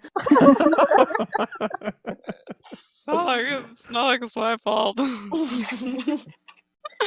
Can we do some kind of? Because I assume that both of us would be familiar with the crew roster at this point, having done medical checks on everybody. Is there something that we can roll to recall who might be best for this task? They're in this room with you. I was gonna say the problem is everyone who can do it is affected too. Yeah. Take a look at the What people in about- this room. Yeah, you guys, Jesus. How fucking hard do I have to spell this shit out? I wish I could be in this. Jared! Jared! God damn it! Get off my ship. Diggity dang. Well, Jared doesn't know what's going on right now, so. He definitely can't perform a mind meld. Does it have to be another Vulcan? So it doesn't have to be another Vulcan, but that's very circumstantial whether it has to be another Vulcan. Like, the Vulcan having the problem has to have at least enough control to initiate the mind meld. And that can be done. It's actually in an episode of Next Generation where Spock's father mind melds with Picard because he's having an emotional meltdown and he takes Picard's confidence. But Sarek is also enough in his own mind that he's able to initiate a mind. That he is or isn't? That Sarek did, but it does not look like Sessek is in a place that he would be able to. I see. Okay. Yeah, your patient does not look like he can initiate it. Kotri's eyes move away from Sessek to T'ira's biobed, contemplating whether this is something that we can ask. And then she looks back at Uhen like, well, you're the doctor. I'm not going to ask her. I'm not going to ask you to ask. Oh my god. All right. You can order me to ask. I'm not going to volunteer to ask. No, she doesn't say that. That would be silly. All right. Well, if it's between being uncomfortable and losing a crew member, yeah, she will go over and talk to T'ira about the possibility of mind melding with Sessek. All right, so she walks over to T'ira's biobed. Hello, doctor. Lieutenant, I wouldn't ask this if I had any other choice, but given Petty Officer Sessek's condition at the moment, I may have to ask you to do a emergency mind meld in order to help him calm his emotions and safely work through whatever it is that he's going through at the moment. Would you be open to that? Yes, anything to help another crewman. Thank you. Kotri leans in and goes, have you ever done one before? One. At which point the DM God breaks in and says it. And says what? At least one. Whatever the circumstances you want that to be, Carla, is fine, but it's done one and has been trained in doing so because you can get really fucked up if you try and do it without knowing how. Exactly. Fun times. I think in that case that Kotri would also add, and you've had the proper training to be able to do this safely. Yes, I have. Well, we can't order you to do that. It's fine. I'm willing to.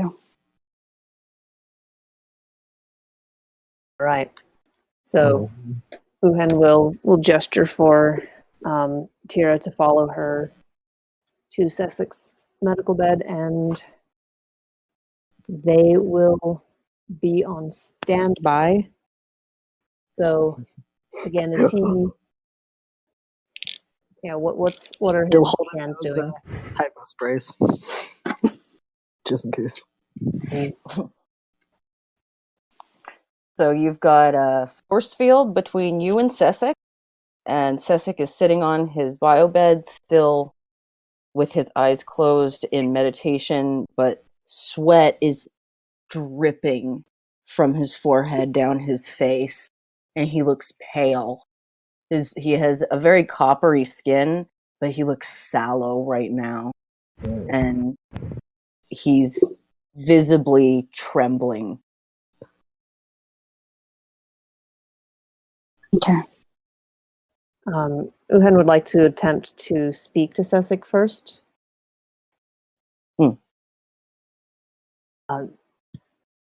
Sussex, Petty Officer Sussex, can you hear me? I can hear you, Doctor. I am concerned for your numbers.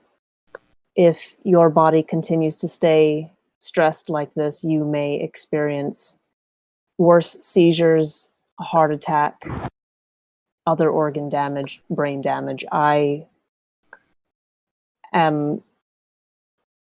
reluctant to administer any kind of chemical sedatives, but if you are open to the idea, Lieutenant T'ira has volunteered to mind meld with you if you think that would help.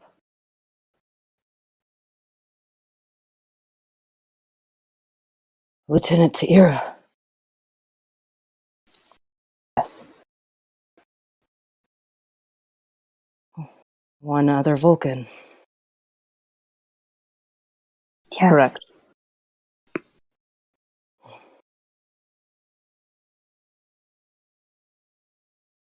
I have concern that it will be too much for. It's fine, I can take it. I just want to be able to help.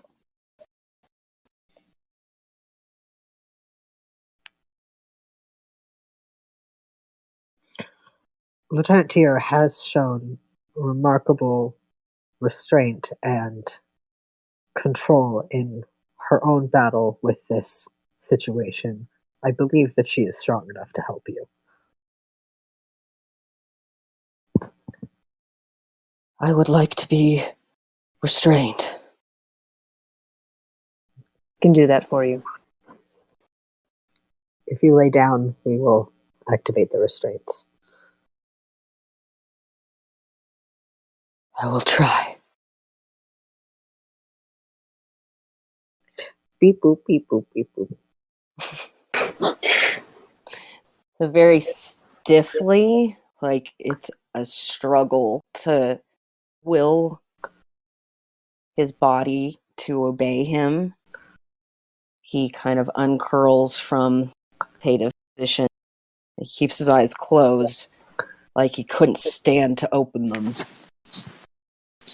And slowly he eases himself into lying down on the bio bed.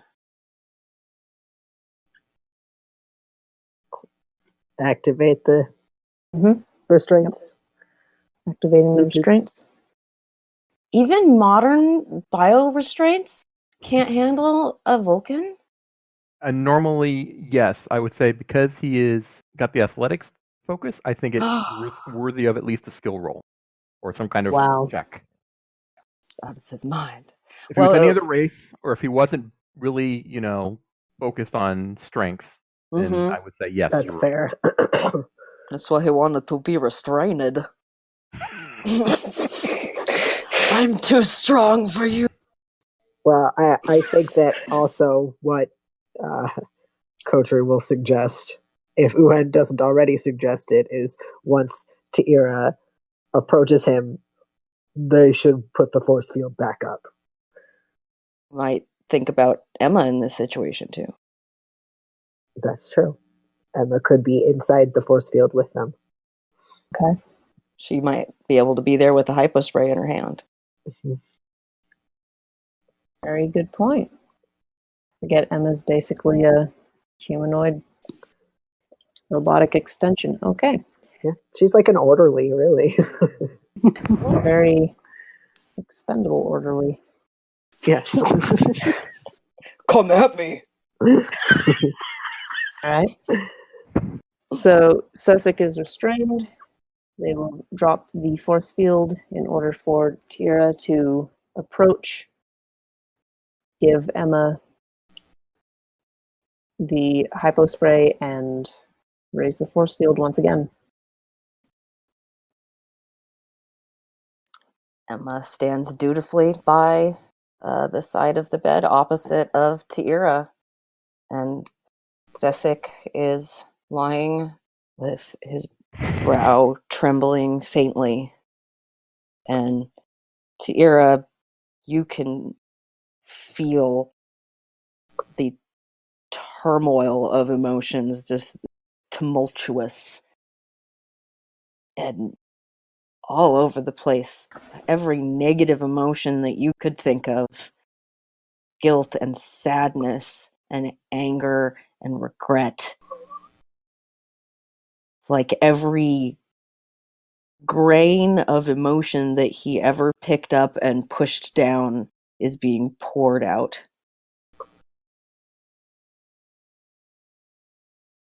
And it's becoming increasingly difficult for him to keep himself under control.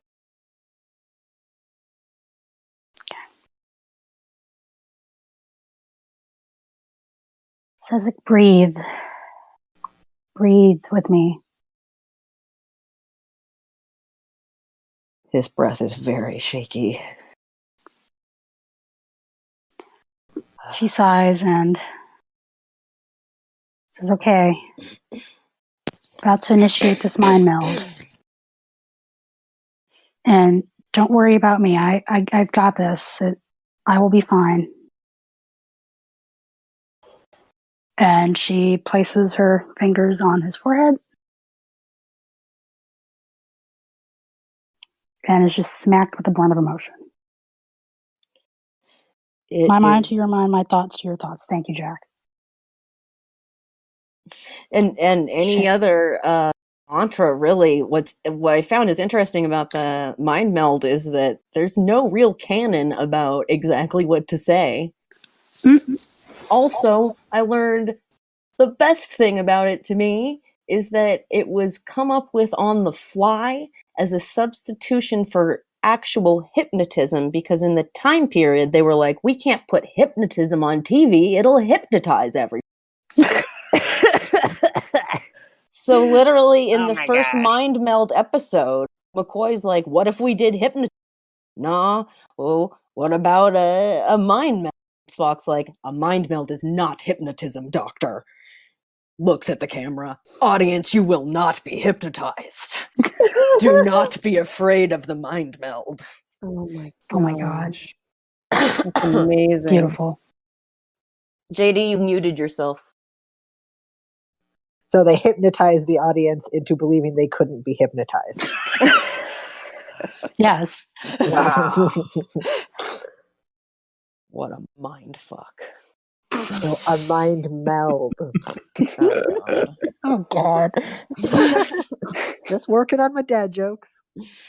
So, based on that idea, what would you say as your mantra as you touch him?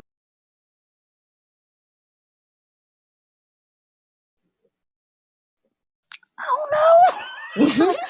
That's a lot to come up with on the fly. Yeah, that's a bit of. I'm not that good. I'm sorry. Too much pressure. Too much.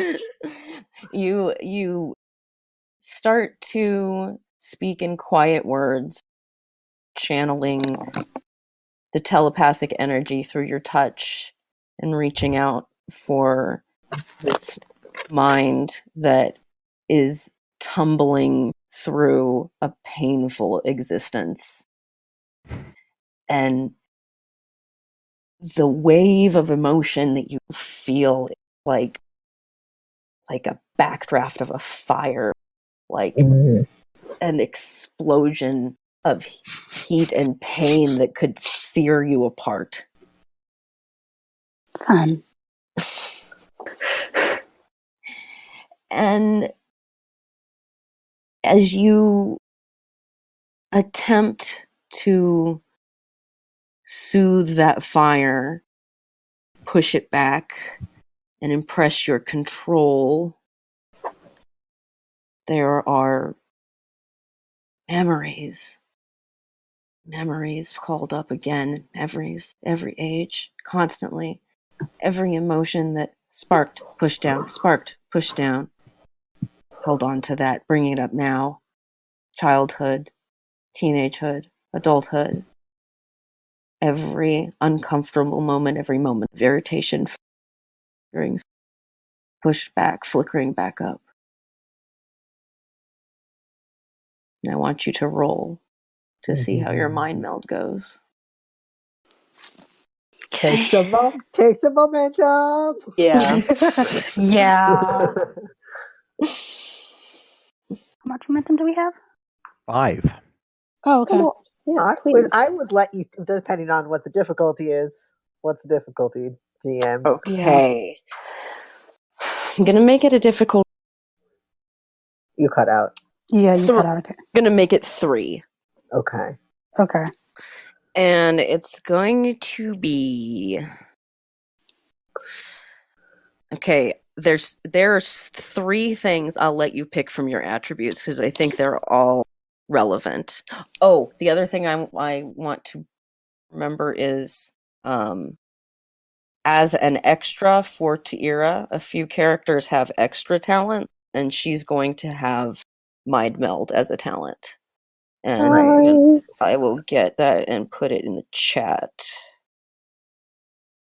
Oh yeah, it's the same way that Jarit has joined, because it's a talent that comes from his race directly. Yeah, Theonar has empathy and telepathy There it is. because of his race. Chuckles has a secret one.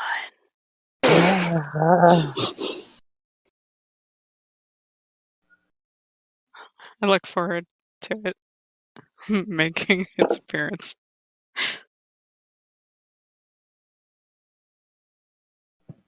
Just see Chuckles having some like River Tam moment. Oh my god, please. Or just fucks up everything and everyone. Don't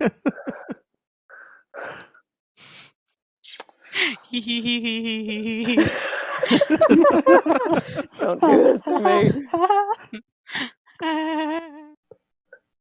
So the wording in Mind Meld suggests that it's mostly meant to be used if it's in an unwilling situation, and I'm actually not calling this an unwilling situation because he's accepting this help. Mm-hmm.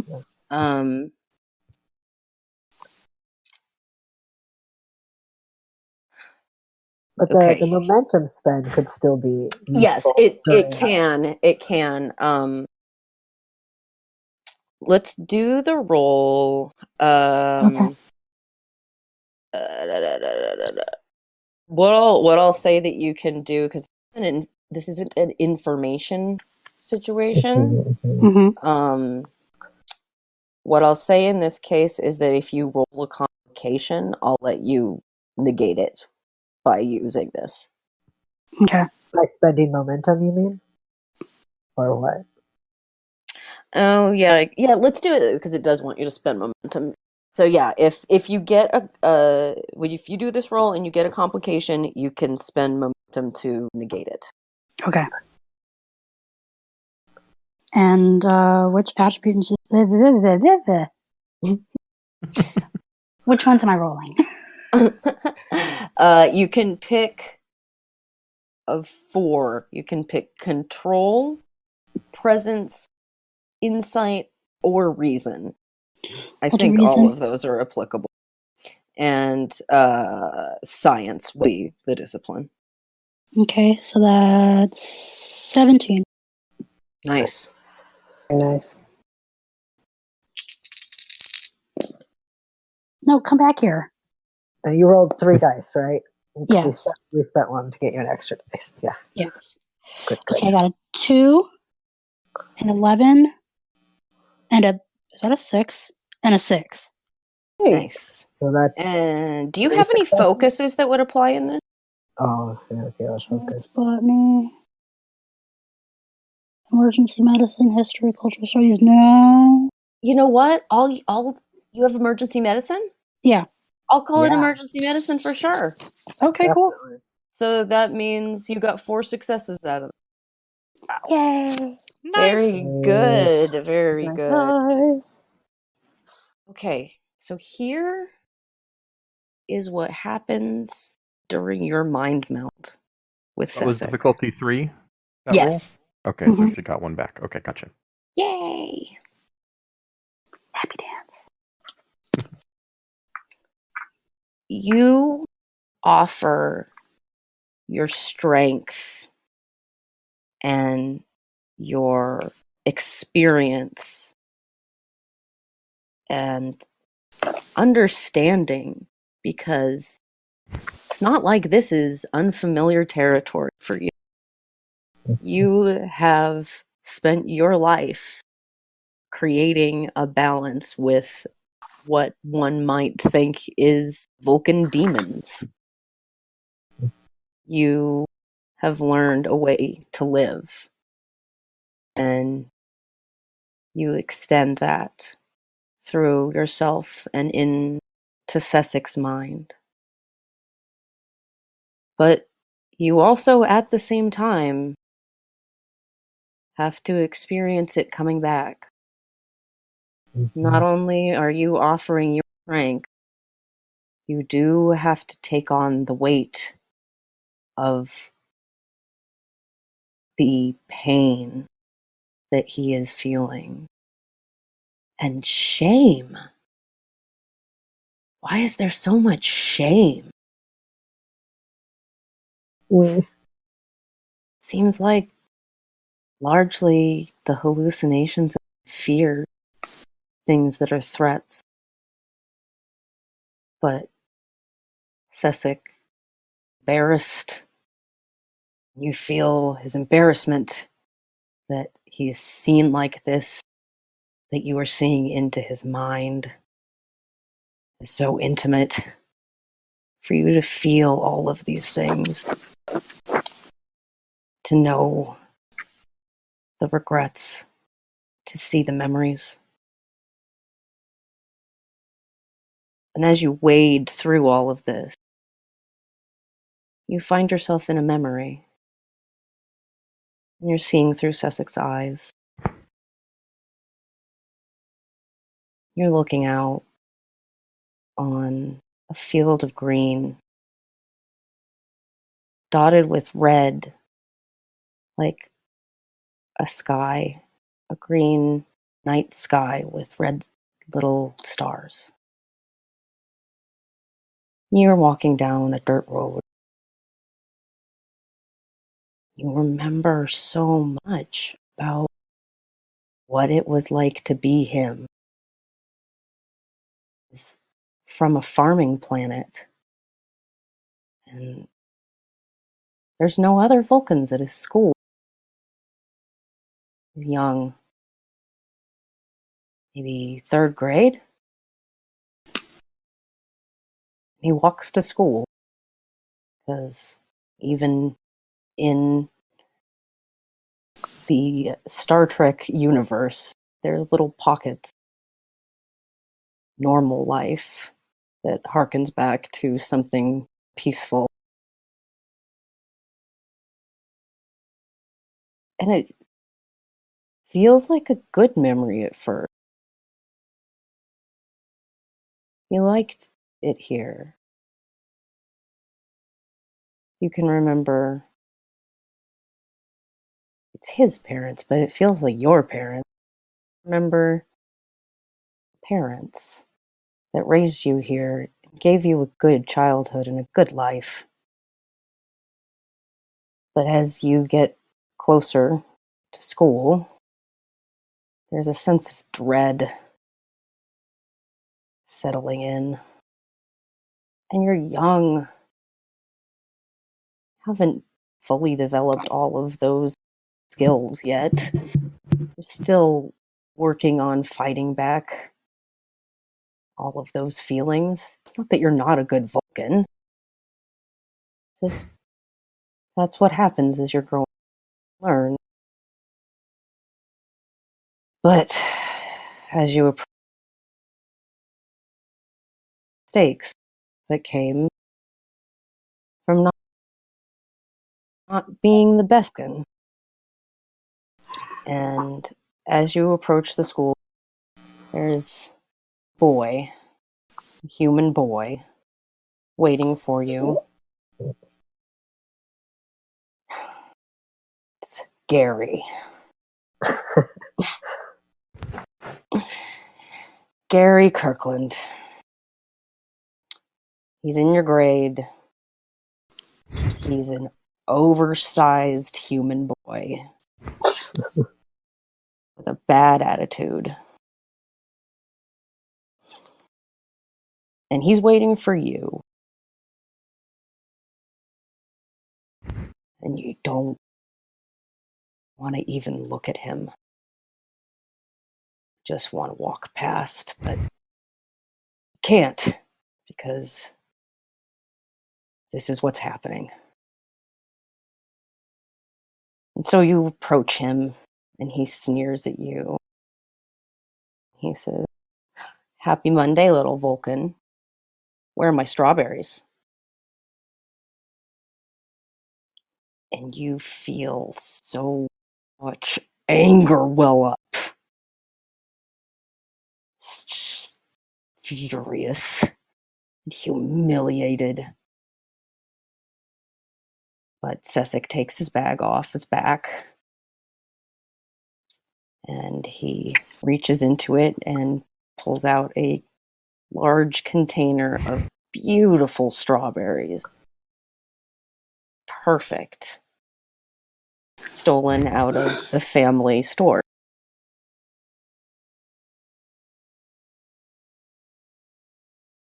He says, "Here." And he hands the strawberries over. It's been the third time. This will be the third time. Third week that he allowed himself to be bullied into stealing from his family to give to an overgrown human kid that he could break every bone in this kid's body. But he can't get past the fear, the completely irrational fear that there was anything that the kid could do to him.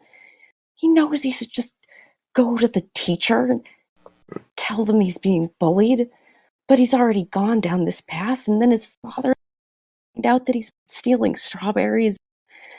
He's been acting with unforgivable cowardice.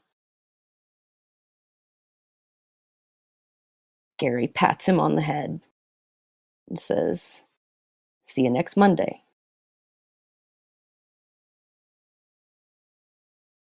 And you feel so overwhelmed with the experience of a child who doesn't know what to do and so angry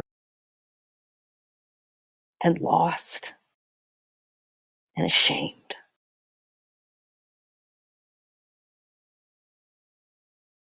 And then it's black.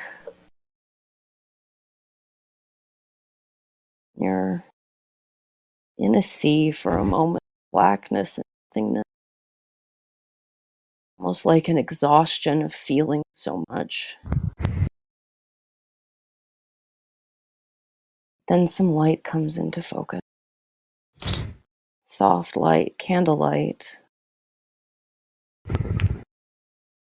And you feel terrible. Your heart is just sunk into your stomach. Your father is sitting across.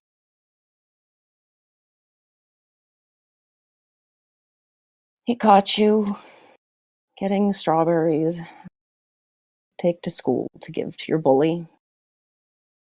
You couldn't lie about it.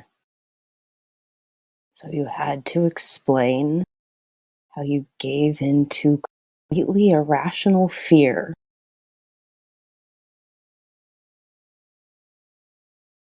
And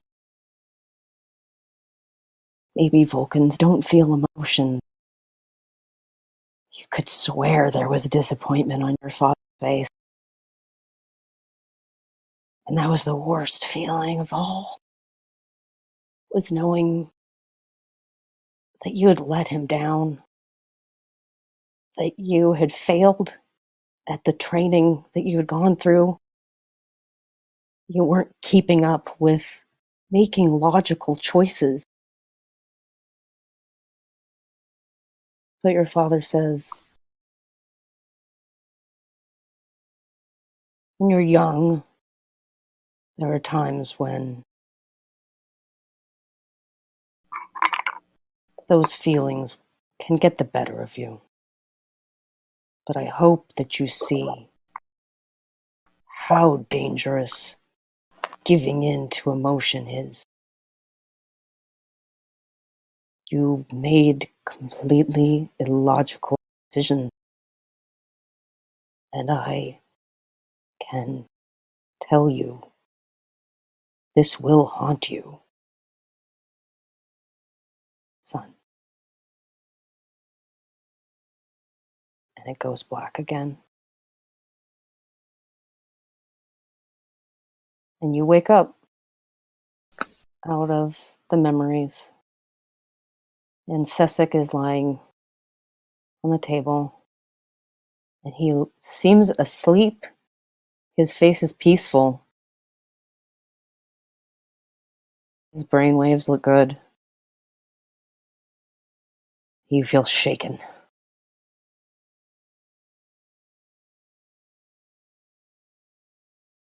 Your hands break away from the touch contact of skin. The connection is gone. But you will always have a piece of Sessek. What do you do?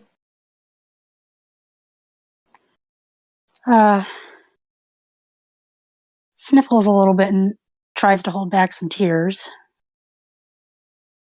because that was a lot for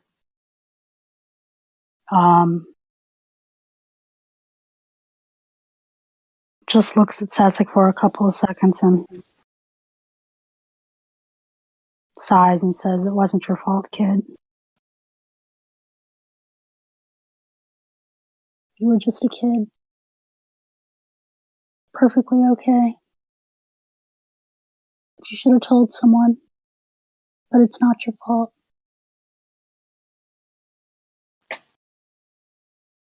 That's it. And before you, Uhen+Patel,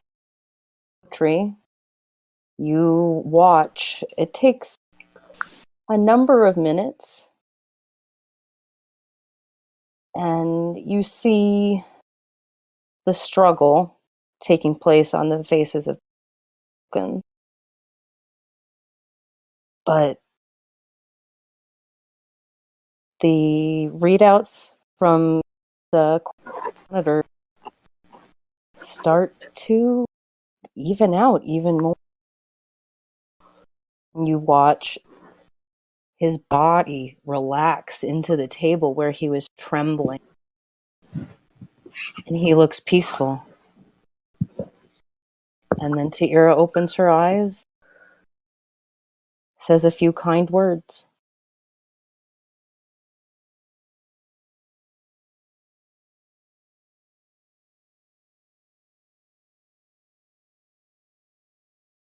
Shall I lower the force field, Doctor? Yes, I think so. Thank you. Doopy. Force field comes down.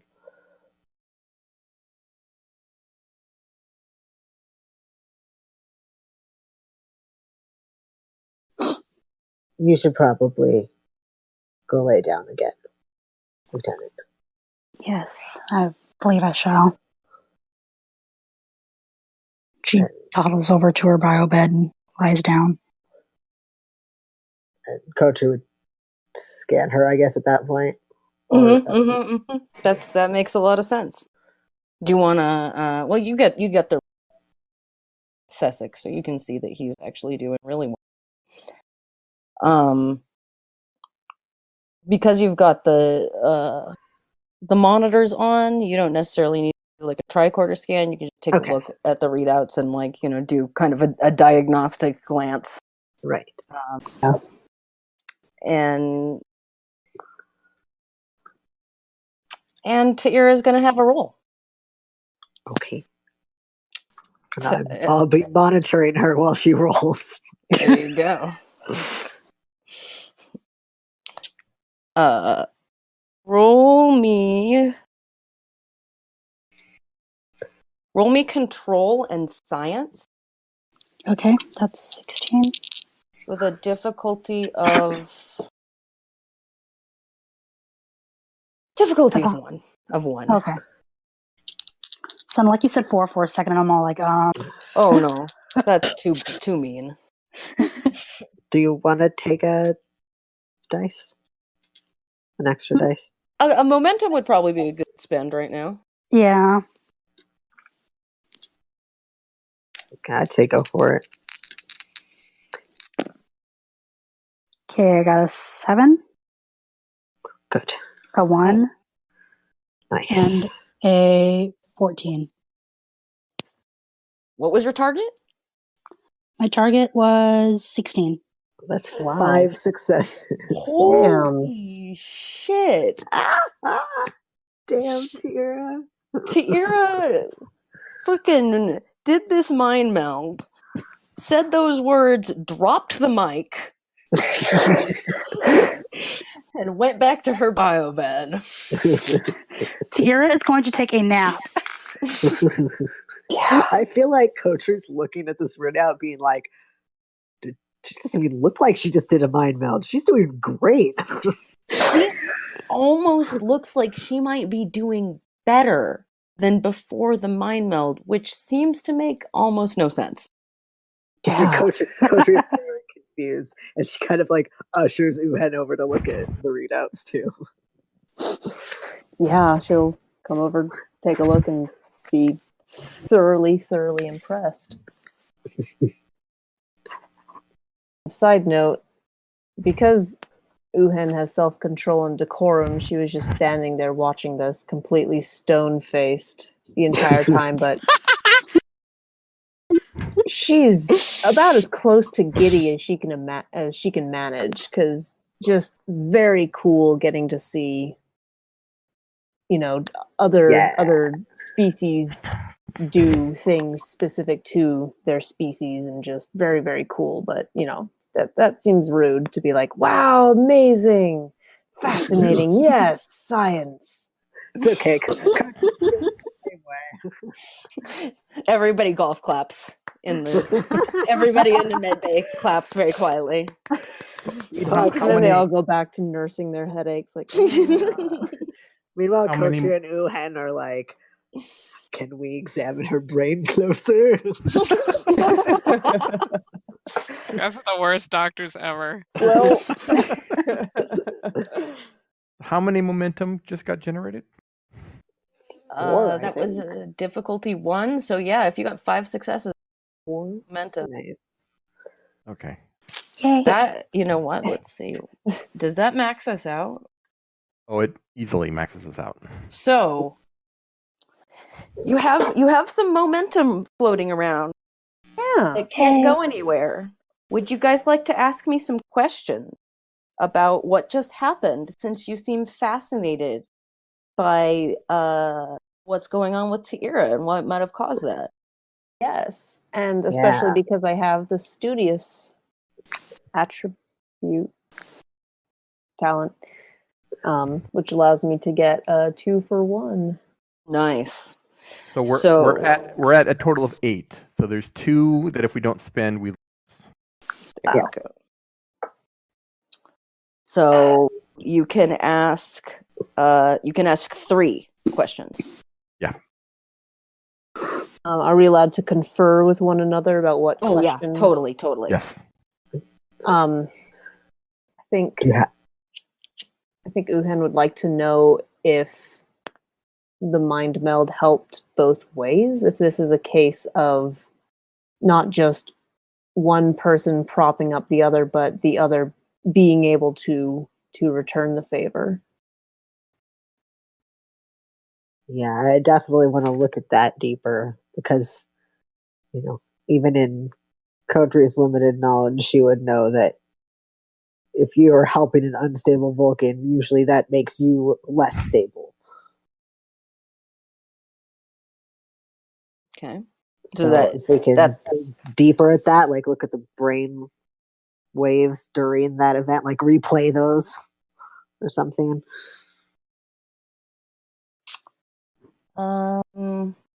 What we have to do is get it in the form of specific questions. Okay. I want to give you information. Yeah. I really do. You just have to ask the right question. Maybe what caused the improvement in T'ira's brain function? If there's a measurable, observable, quantifiable, is there some sort of data that we could work off of that would inform us basically what the F just happened? I love that you guys don't ask your patient. She's resting. I love She's that resting. you guys are like, what can the computer tell us? Okay, it's one thing to get. Sure, we could ask the patient too, but that's To be fair, you did say that's coming from any a biased questions, source. ask the GM. That's true. Yeah. That's true. So what I'll say about looking for that specific information is your computer readouts definitely can show you that for some reason T'ira seems to be in better shape than she was before. You have empirical numbers right there saying that's actually, it's not a huge drop, but you expected it to be worse when she came out and not better. Yeah. Kotri kind of crosses her arms and goes, maybe she's just one of those people. I mean, I had a cousin who was never happy unless, everyone around her was sick and needed taking care of. That's what gave her meaning, right? So Are maybe... you saying this right next to T'ira? I imagine that we'd step to the side a little bit. Not like... These are the worst doctors. Oh man. I'm not saying T'ira's like this. I'm just saying, some people get a serotonin boost from helping other people. That's just medical fact. It's just, yes.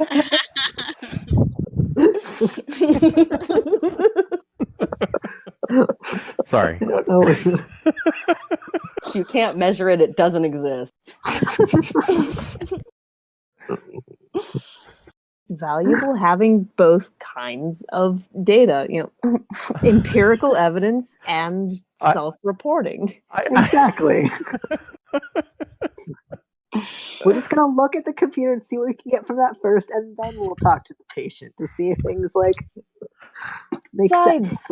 Patient doesn't feel so great right now, so we might have to save our little interview for later. Maybe even get the records off of Jarit once he does his follow-up. That's a good point. Yeah, that's we're more being his wheelhouse. sensitive. We don't do touchy-feely. This is how I feel. We look at fucking brain scans. Expensive they are, my god. It's fucking Bajorans, man. We are super understanding. Super Bajoran. Oh, you want to talk about this? Let's talk about it. Look, Bajorans just operate on the assumption that everyone is traumatized, and that's the baseline, and they go from there. You don't stir the pot unless you have to, and right now, The pot Nobody is full wants of to talk spores. about their feelings. Yeah. We know everyone's feelings. Bad. We're all feeling bad. We get it. We don't need to ask. Sunshine, hope, and sunshine. So, Kotri, you have stepped aside enough that your patient is not within earshot. Yes, And yes. Kotri suggests to you, Uhen, that maybe it has something to do with the satisfaction of supporting someone emotionally. Yes. That is a possibility, and I don't think it necessarily has to be quite as insidious as needing to be needed. No, but of course not. Of course not. then again, we are where we are because we all feel some sort of sense of duty, so it can't be ruled out. Absolutely. The other options include, just the comfort of having someone there. The strength that you can find helping someone else that you can't find in helping yourself. We also Being can't. Yeah, we also can't rule out that something about the lieutenant's human upbringing has uniquely prepared her to deal with just this sort of situation when a typical Vulcan would not have that history. I think these are all excellent questions to pose to Counselor Dell, and perhaps when we are not right in the middle of the crisis, we could gather more information. You would see Kotri's lip curl a little bit, which might give you an idea of what she thinks about counselors. Indeed. But she doesn't say anything because it's not her place, especially as a crewman, to say anything out loud. But she's not really good at disguising her own emotions. No, Uhen sees and notes and sympathizes with that little gesture. But she doesn't disagree with your statement, for sure. Right. So I'm not sure what would be good for us to I'm not exactly sure what we should ask at this point, because it's a little tough to unpack it. Right, and it feels a little weird to I know we have a bad bedside manner, but to immediately pepper Tolan with questions. We just both appear next to her bed. T'ira. So what happened? Yeah. Tell us all about it. No, I know what you mean. What I'll say, just with the fact that there's these two momentum that are going to get bent, or not exist. Your hunch, both of you are led in the direction of it has something to do with human heritage. And it's very clear from interacting with her immediately that she is very different than even most half Vulcan. She has the affect of a human who experiences positive emotions and, has opinions about emotions. This is definitely an unusual circumstance for a mind meld to take place. That she may have gone in with the ability to support, rather than just help squash their emotions down. I know a question we can ask. Do we know how long this will last? Will this get him through until the inoculation is ready? No way of knowing. Okay. Okay. There's no mention in the literature of a mind meld ever having been attempted to deal with this situation, and it's probably because Vulcans were involved. None of them would have been able to initiate the mind meld. Right, Mhm. right. Well, we got lucky to have a unique Vulcan on board to help deal with this.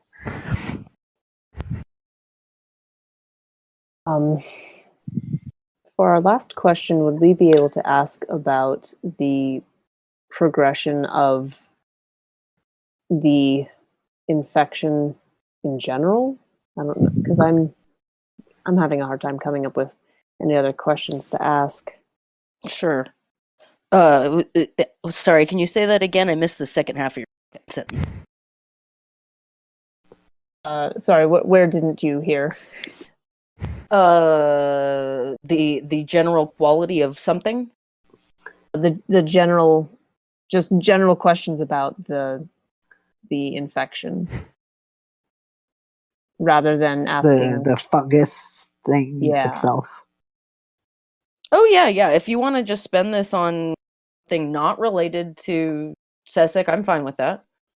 Okay, unless What were you thinking? That's a good question.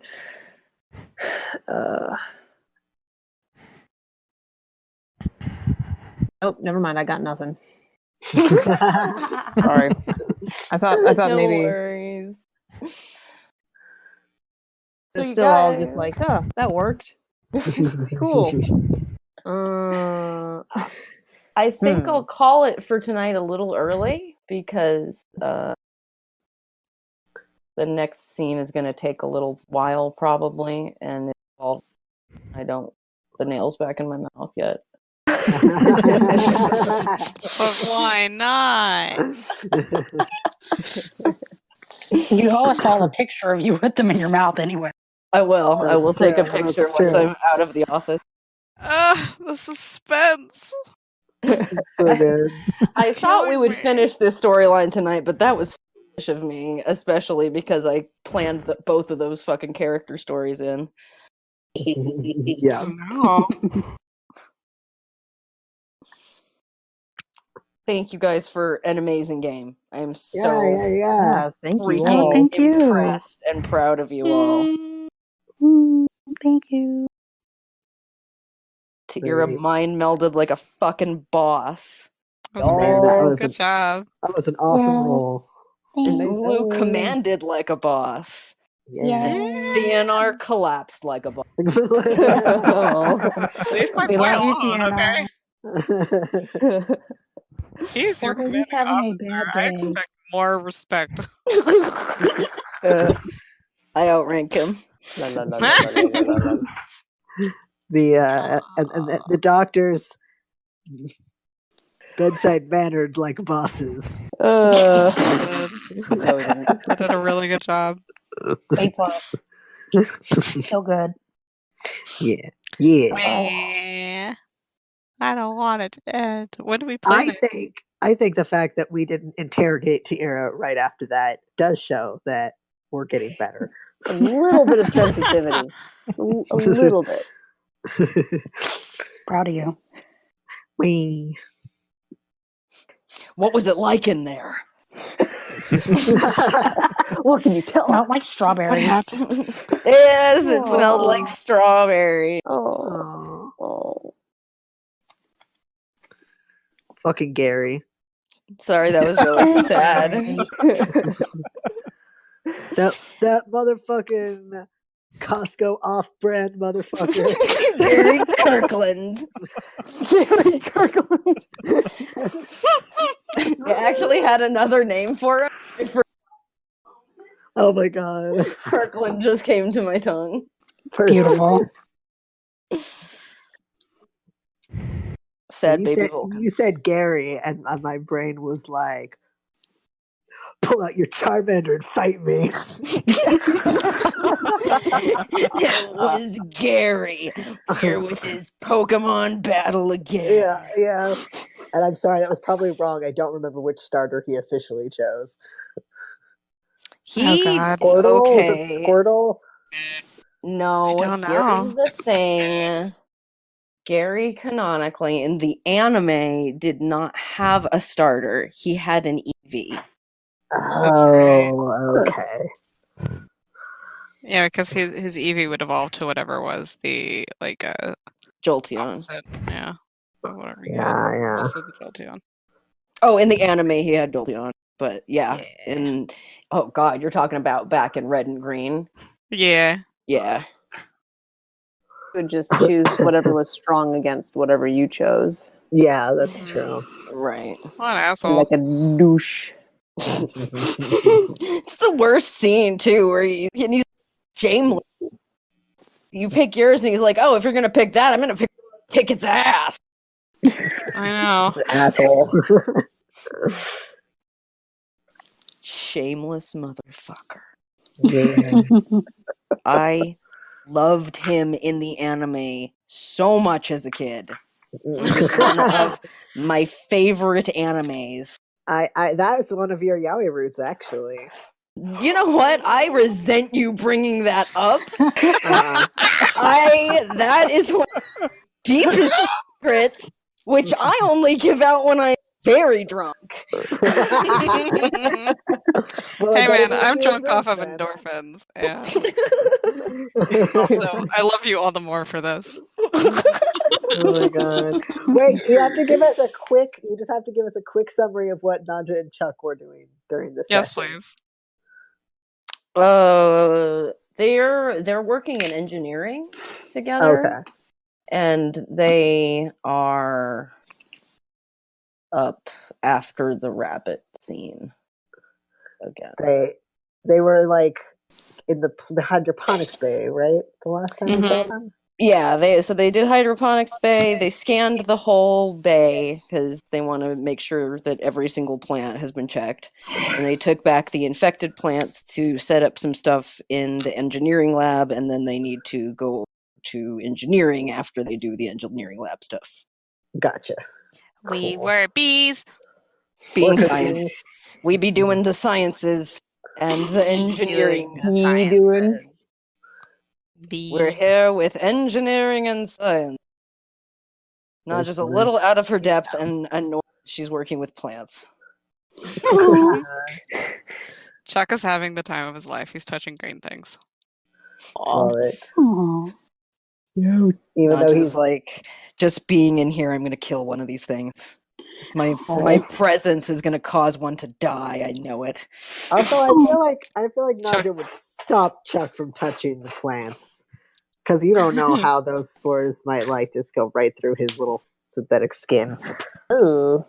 Yeah, he'd probably just for contamination's sake be informed not to touch the plants unless necessary. Oh no, he definitely wanted to touch the plants. Yeah, that's totally fair. He wanted to adopt one and take it back to his room. Oh, well, he should tell that to T'ira. Yeah, T'ira would give him a plant. He doesn't know T'ira yet. Oh, that's true. Well, yeah, he doesn't actually know her. They've only met briefly. They would have met today if this shit hadn't happened. That's true. Yeah. Chuck's whole introductions to everybody has been waylaid so long, and he just is so lonely. That's it. His next day is going to be much better than this one. Yes. I don't trust that at all. No, for reals. He's going to have a good day. Chuck's good day. Unless he rolls 4 complications, in which case, never mind. Unless he rolls a complication and then he walks past a window. Oh god. Dun, dun, dun. Chuck was supposed to have a good day this day. But then he broke. Plant, and then he broke. No. By the time Chuck and Corin actually meet, Chuck is like, space, and Corin's like, everything is terrible on this ship. What did we sign up for? Why did they? Maybe this is when they most need each other. Yeah. Aww. Yeah. Because they're traumatized. Friendship. I actually feel like Chuck will be really disarming because Chuck is very open about his feelings. So if in the first day that he meets him, he's like, by the way, I'm really scared to be here. Like, doesn't that just make you more comfortable with him? He's like, oh, it's okay to be scared. Look, this android friend is scared too. Telling you, emotional support android. Yeah. We have an emotional support android and an emotional support Ferengi. Yay. Aw. Man, I wonder how many stories they've gotten up to. I mean, what's good is this is a good point to stop because I have a week to think about the stories that he told. Oh yeah, I don't that's true. want it to be a week. A week is so long. Well, it's Technically it's 6 days. Or Tuesday will be our hate next it. game. Yeah, Tuesday. I hate it. It's too long. Why can't we just have D&D every day? Every day. Yeah. Because I would be tired. Yeah. We I would be very guess. tired. Because it makes it all the more sweet when I'm we just do addicted get to the play. storytelling. I'm just like, give me more. I like binging. It's my nature to binge. The problem with this is that now I want more mind melds. And you can't have a mind meld every episode. More As cute cool as Vulcan they are. hand holding. Yes. That shit's my jam. God. We haven't seen the imps for a while either. That's true. Because they're all in their quarters with their parents. Oh, Are they Being though? like, Oh God, they better be. I swear to God. they're not wandering around. Are you sure?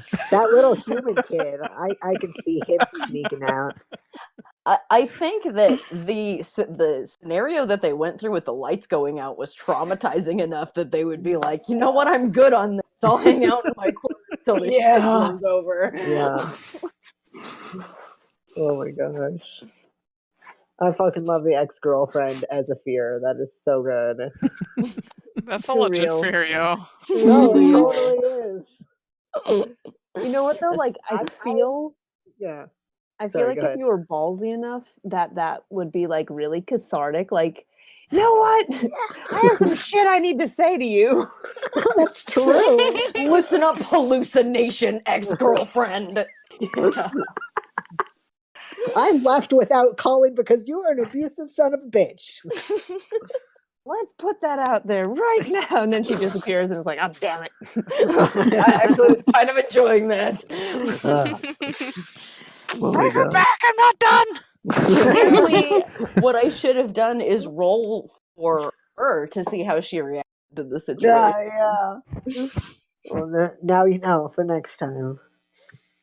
You can see why I begrudged giving up her going into the turbo lift as much as I just fucking love. No, it was so good. You got on a bad foot with her right away, though. She might have been nicer if you hadn't tried to close the door on her. That But was after that, perfect. she was like, "Excuse me." No, she's not real. It doesn't matter. Yeah. Fine. I did love how Patel's hedging his bet. So he's like, in case if you are real. It's a legit concern. Oh, totally. You never know. It's You not never like, know. he's not high enough rank that anybody would have told him. Oh, if there was a civilian on the ship. Yeah. Oh shit, what if he sees Chuck and he'll just be like, are you real? Someone's afraid of androids. I don't know if I'm real. I mean, I'm real in like the physical sense, but That's so confusing. And then he has a panic attack. Thanks, Chuck. Like, oh no! thanks. It's not One of the telepath's fears was a philosophical conversation. And you just got trapped into an existential crisis. You just meet Chuck. That's the fear. No. No, he's too cute to be scary. It's Aw. true. Too cute, Patoot. So far. So far. Don't do this to me. Oh, this is gonna be like one of those sort of like 90s like scary story shows. There's this one 90s scary story show, and it scared the fuck out of me, and it haunts me even to this day. But like this scientist, he would make cyborgs and toys and stuff, and his son like died in a car crash or something. So he took his son's like brain and then like put it in one of his robots, and he was like, "Yeah, I'm gonna build a body for my boy, and my boy is gonna be okay again." And that literally the plot of Astro Boy? Kind of. That, to be honest, that's the plot of a lot of things. That's the plot of a Fair. lot of things. Fair, But like fair. the thing that makes this different from all those other stories is that like when the boy is like learning to be a boy again, he doesn't realize his own strength. And there's this scene that like the doctor comes back and he's like looking for the cat, and and then he finds this boy with a cat, and he's like, "Oh, sweet! Like the cat finally like has decided to approach you." And the boy's like, "Yeah, it's great, but like it hasn't been moving this entire time. It's wonderful." And the poor boy has like accidentally like pet the cat to death. Jesus Christ. It was horrible, and like that scene is like locked in my memory forever. Don't watch that episode. That's terrible. Late, we just kind of did. No, it's okay. It's now different. that you know, It's different. do because not you guys, expose yourself to it. Yeah. The visuals are really bad, so I that's why I'm like, don't watch it. Yeah. So your curiosity is satisfied, so you won't have to go looking for it. But There was never curiosity to begin with. I have to go pee, and I'll also take this.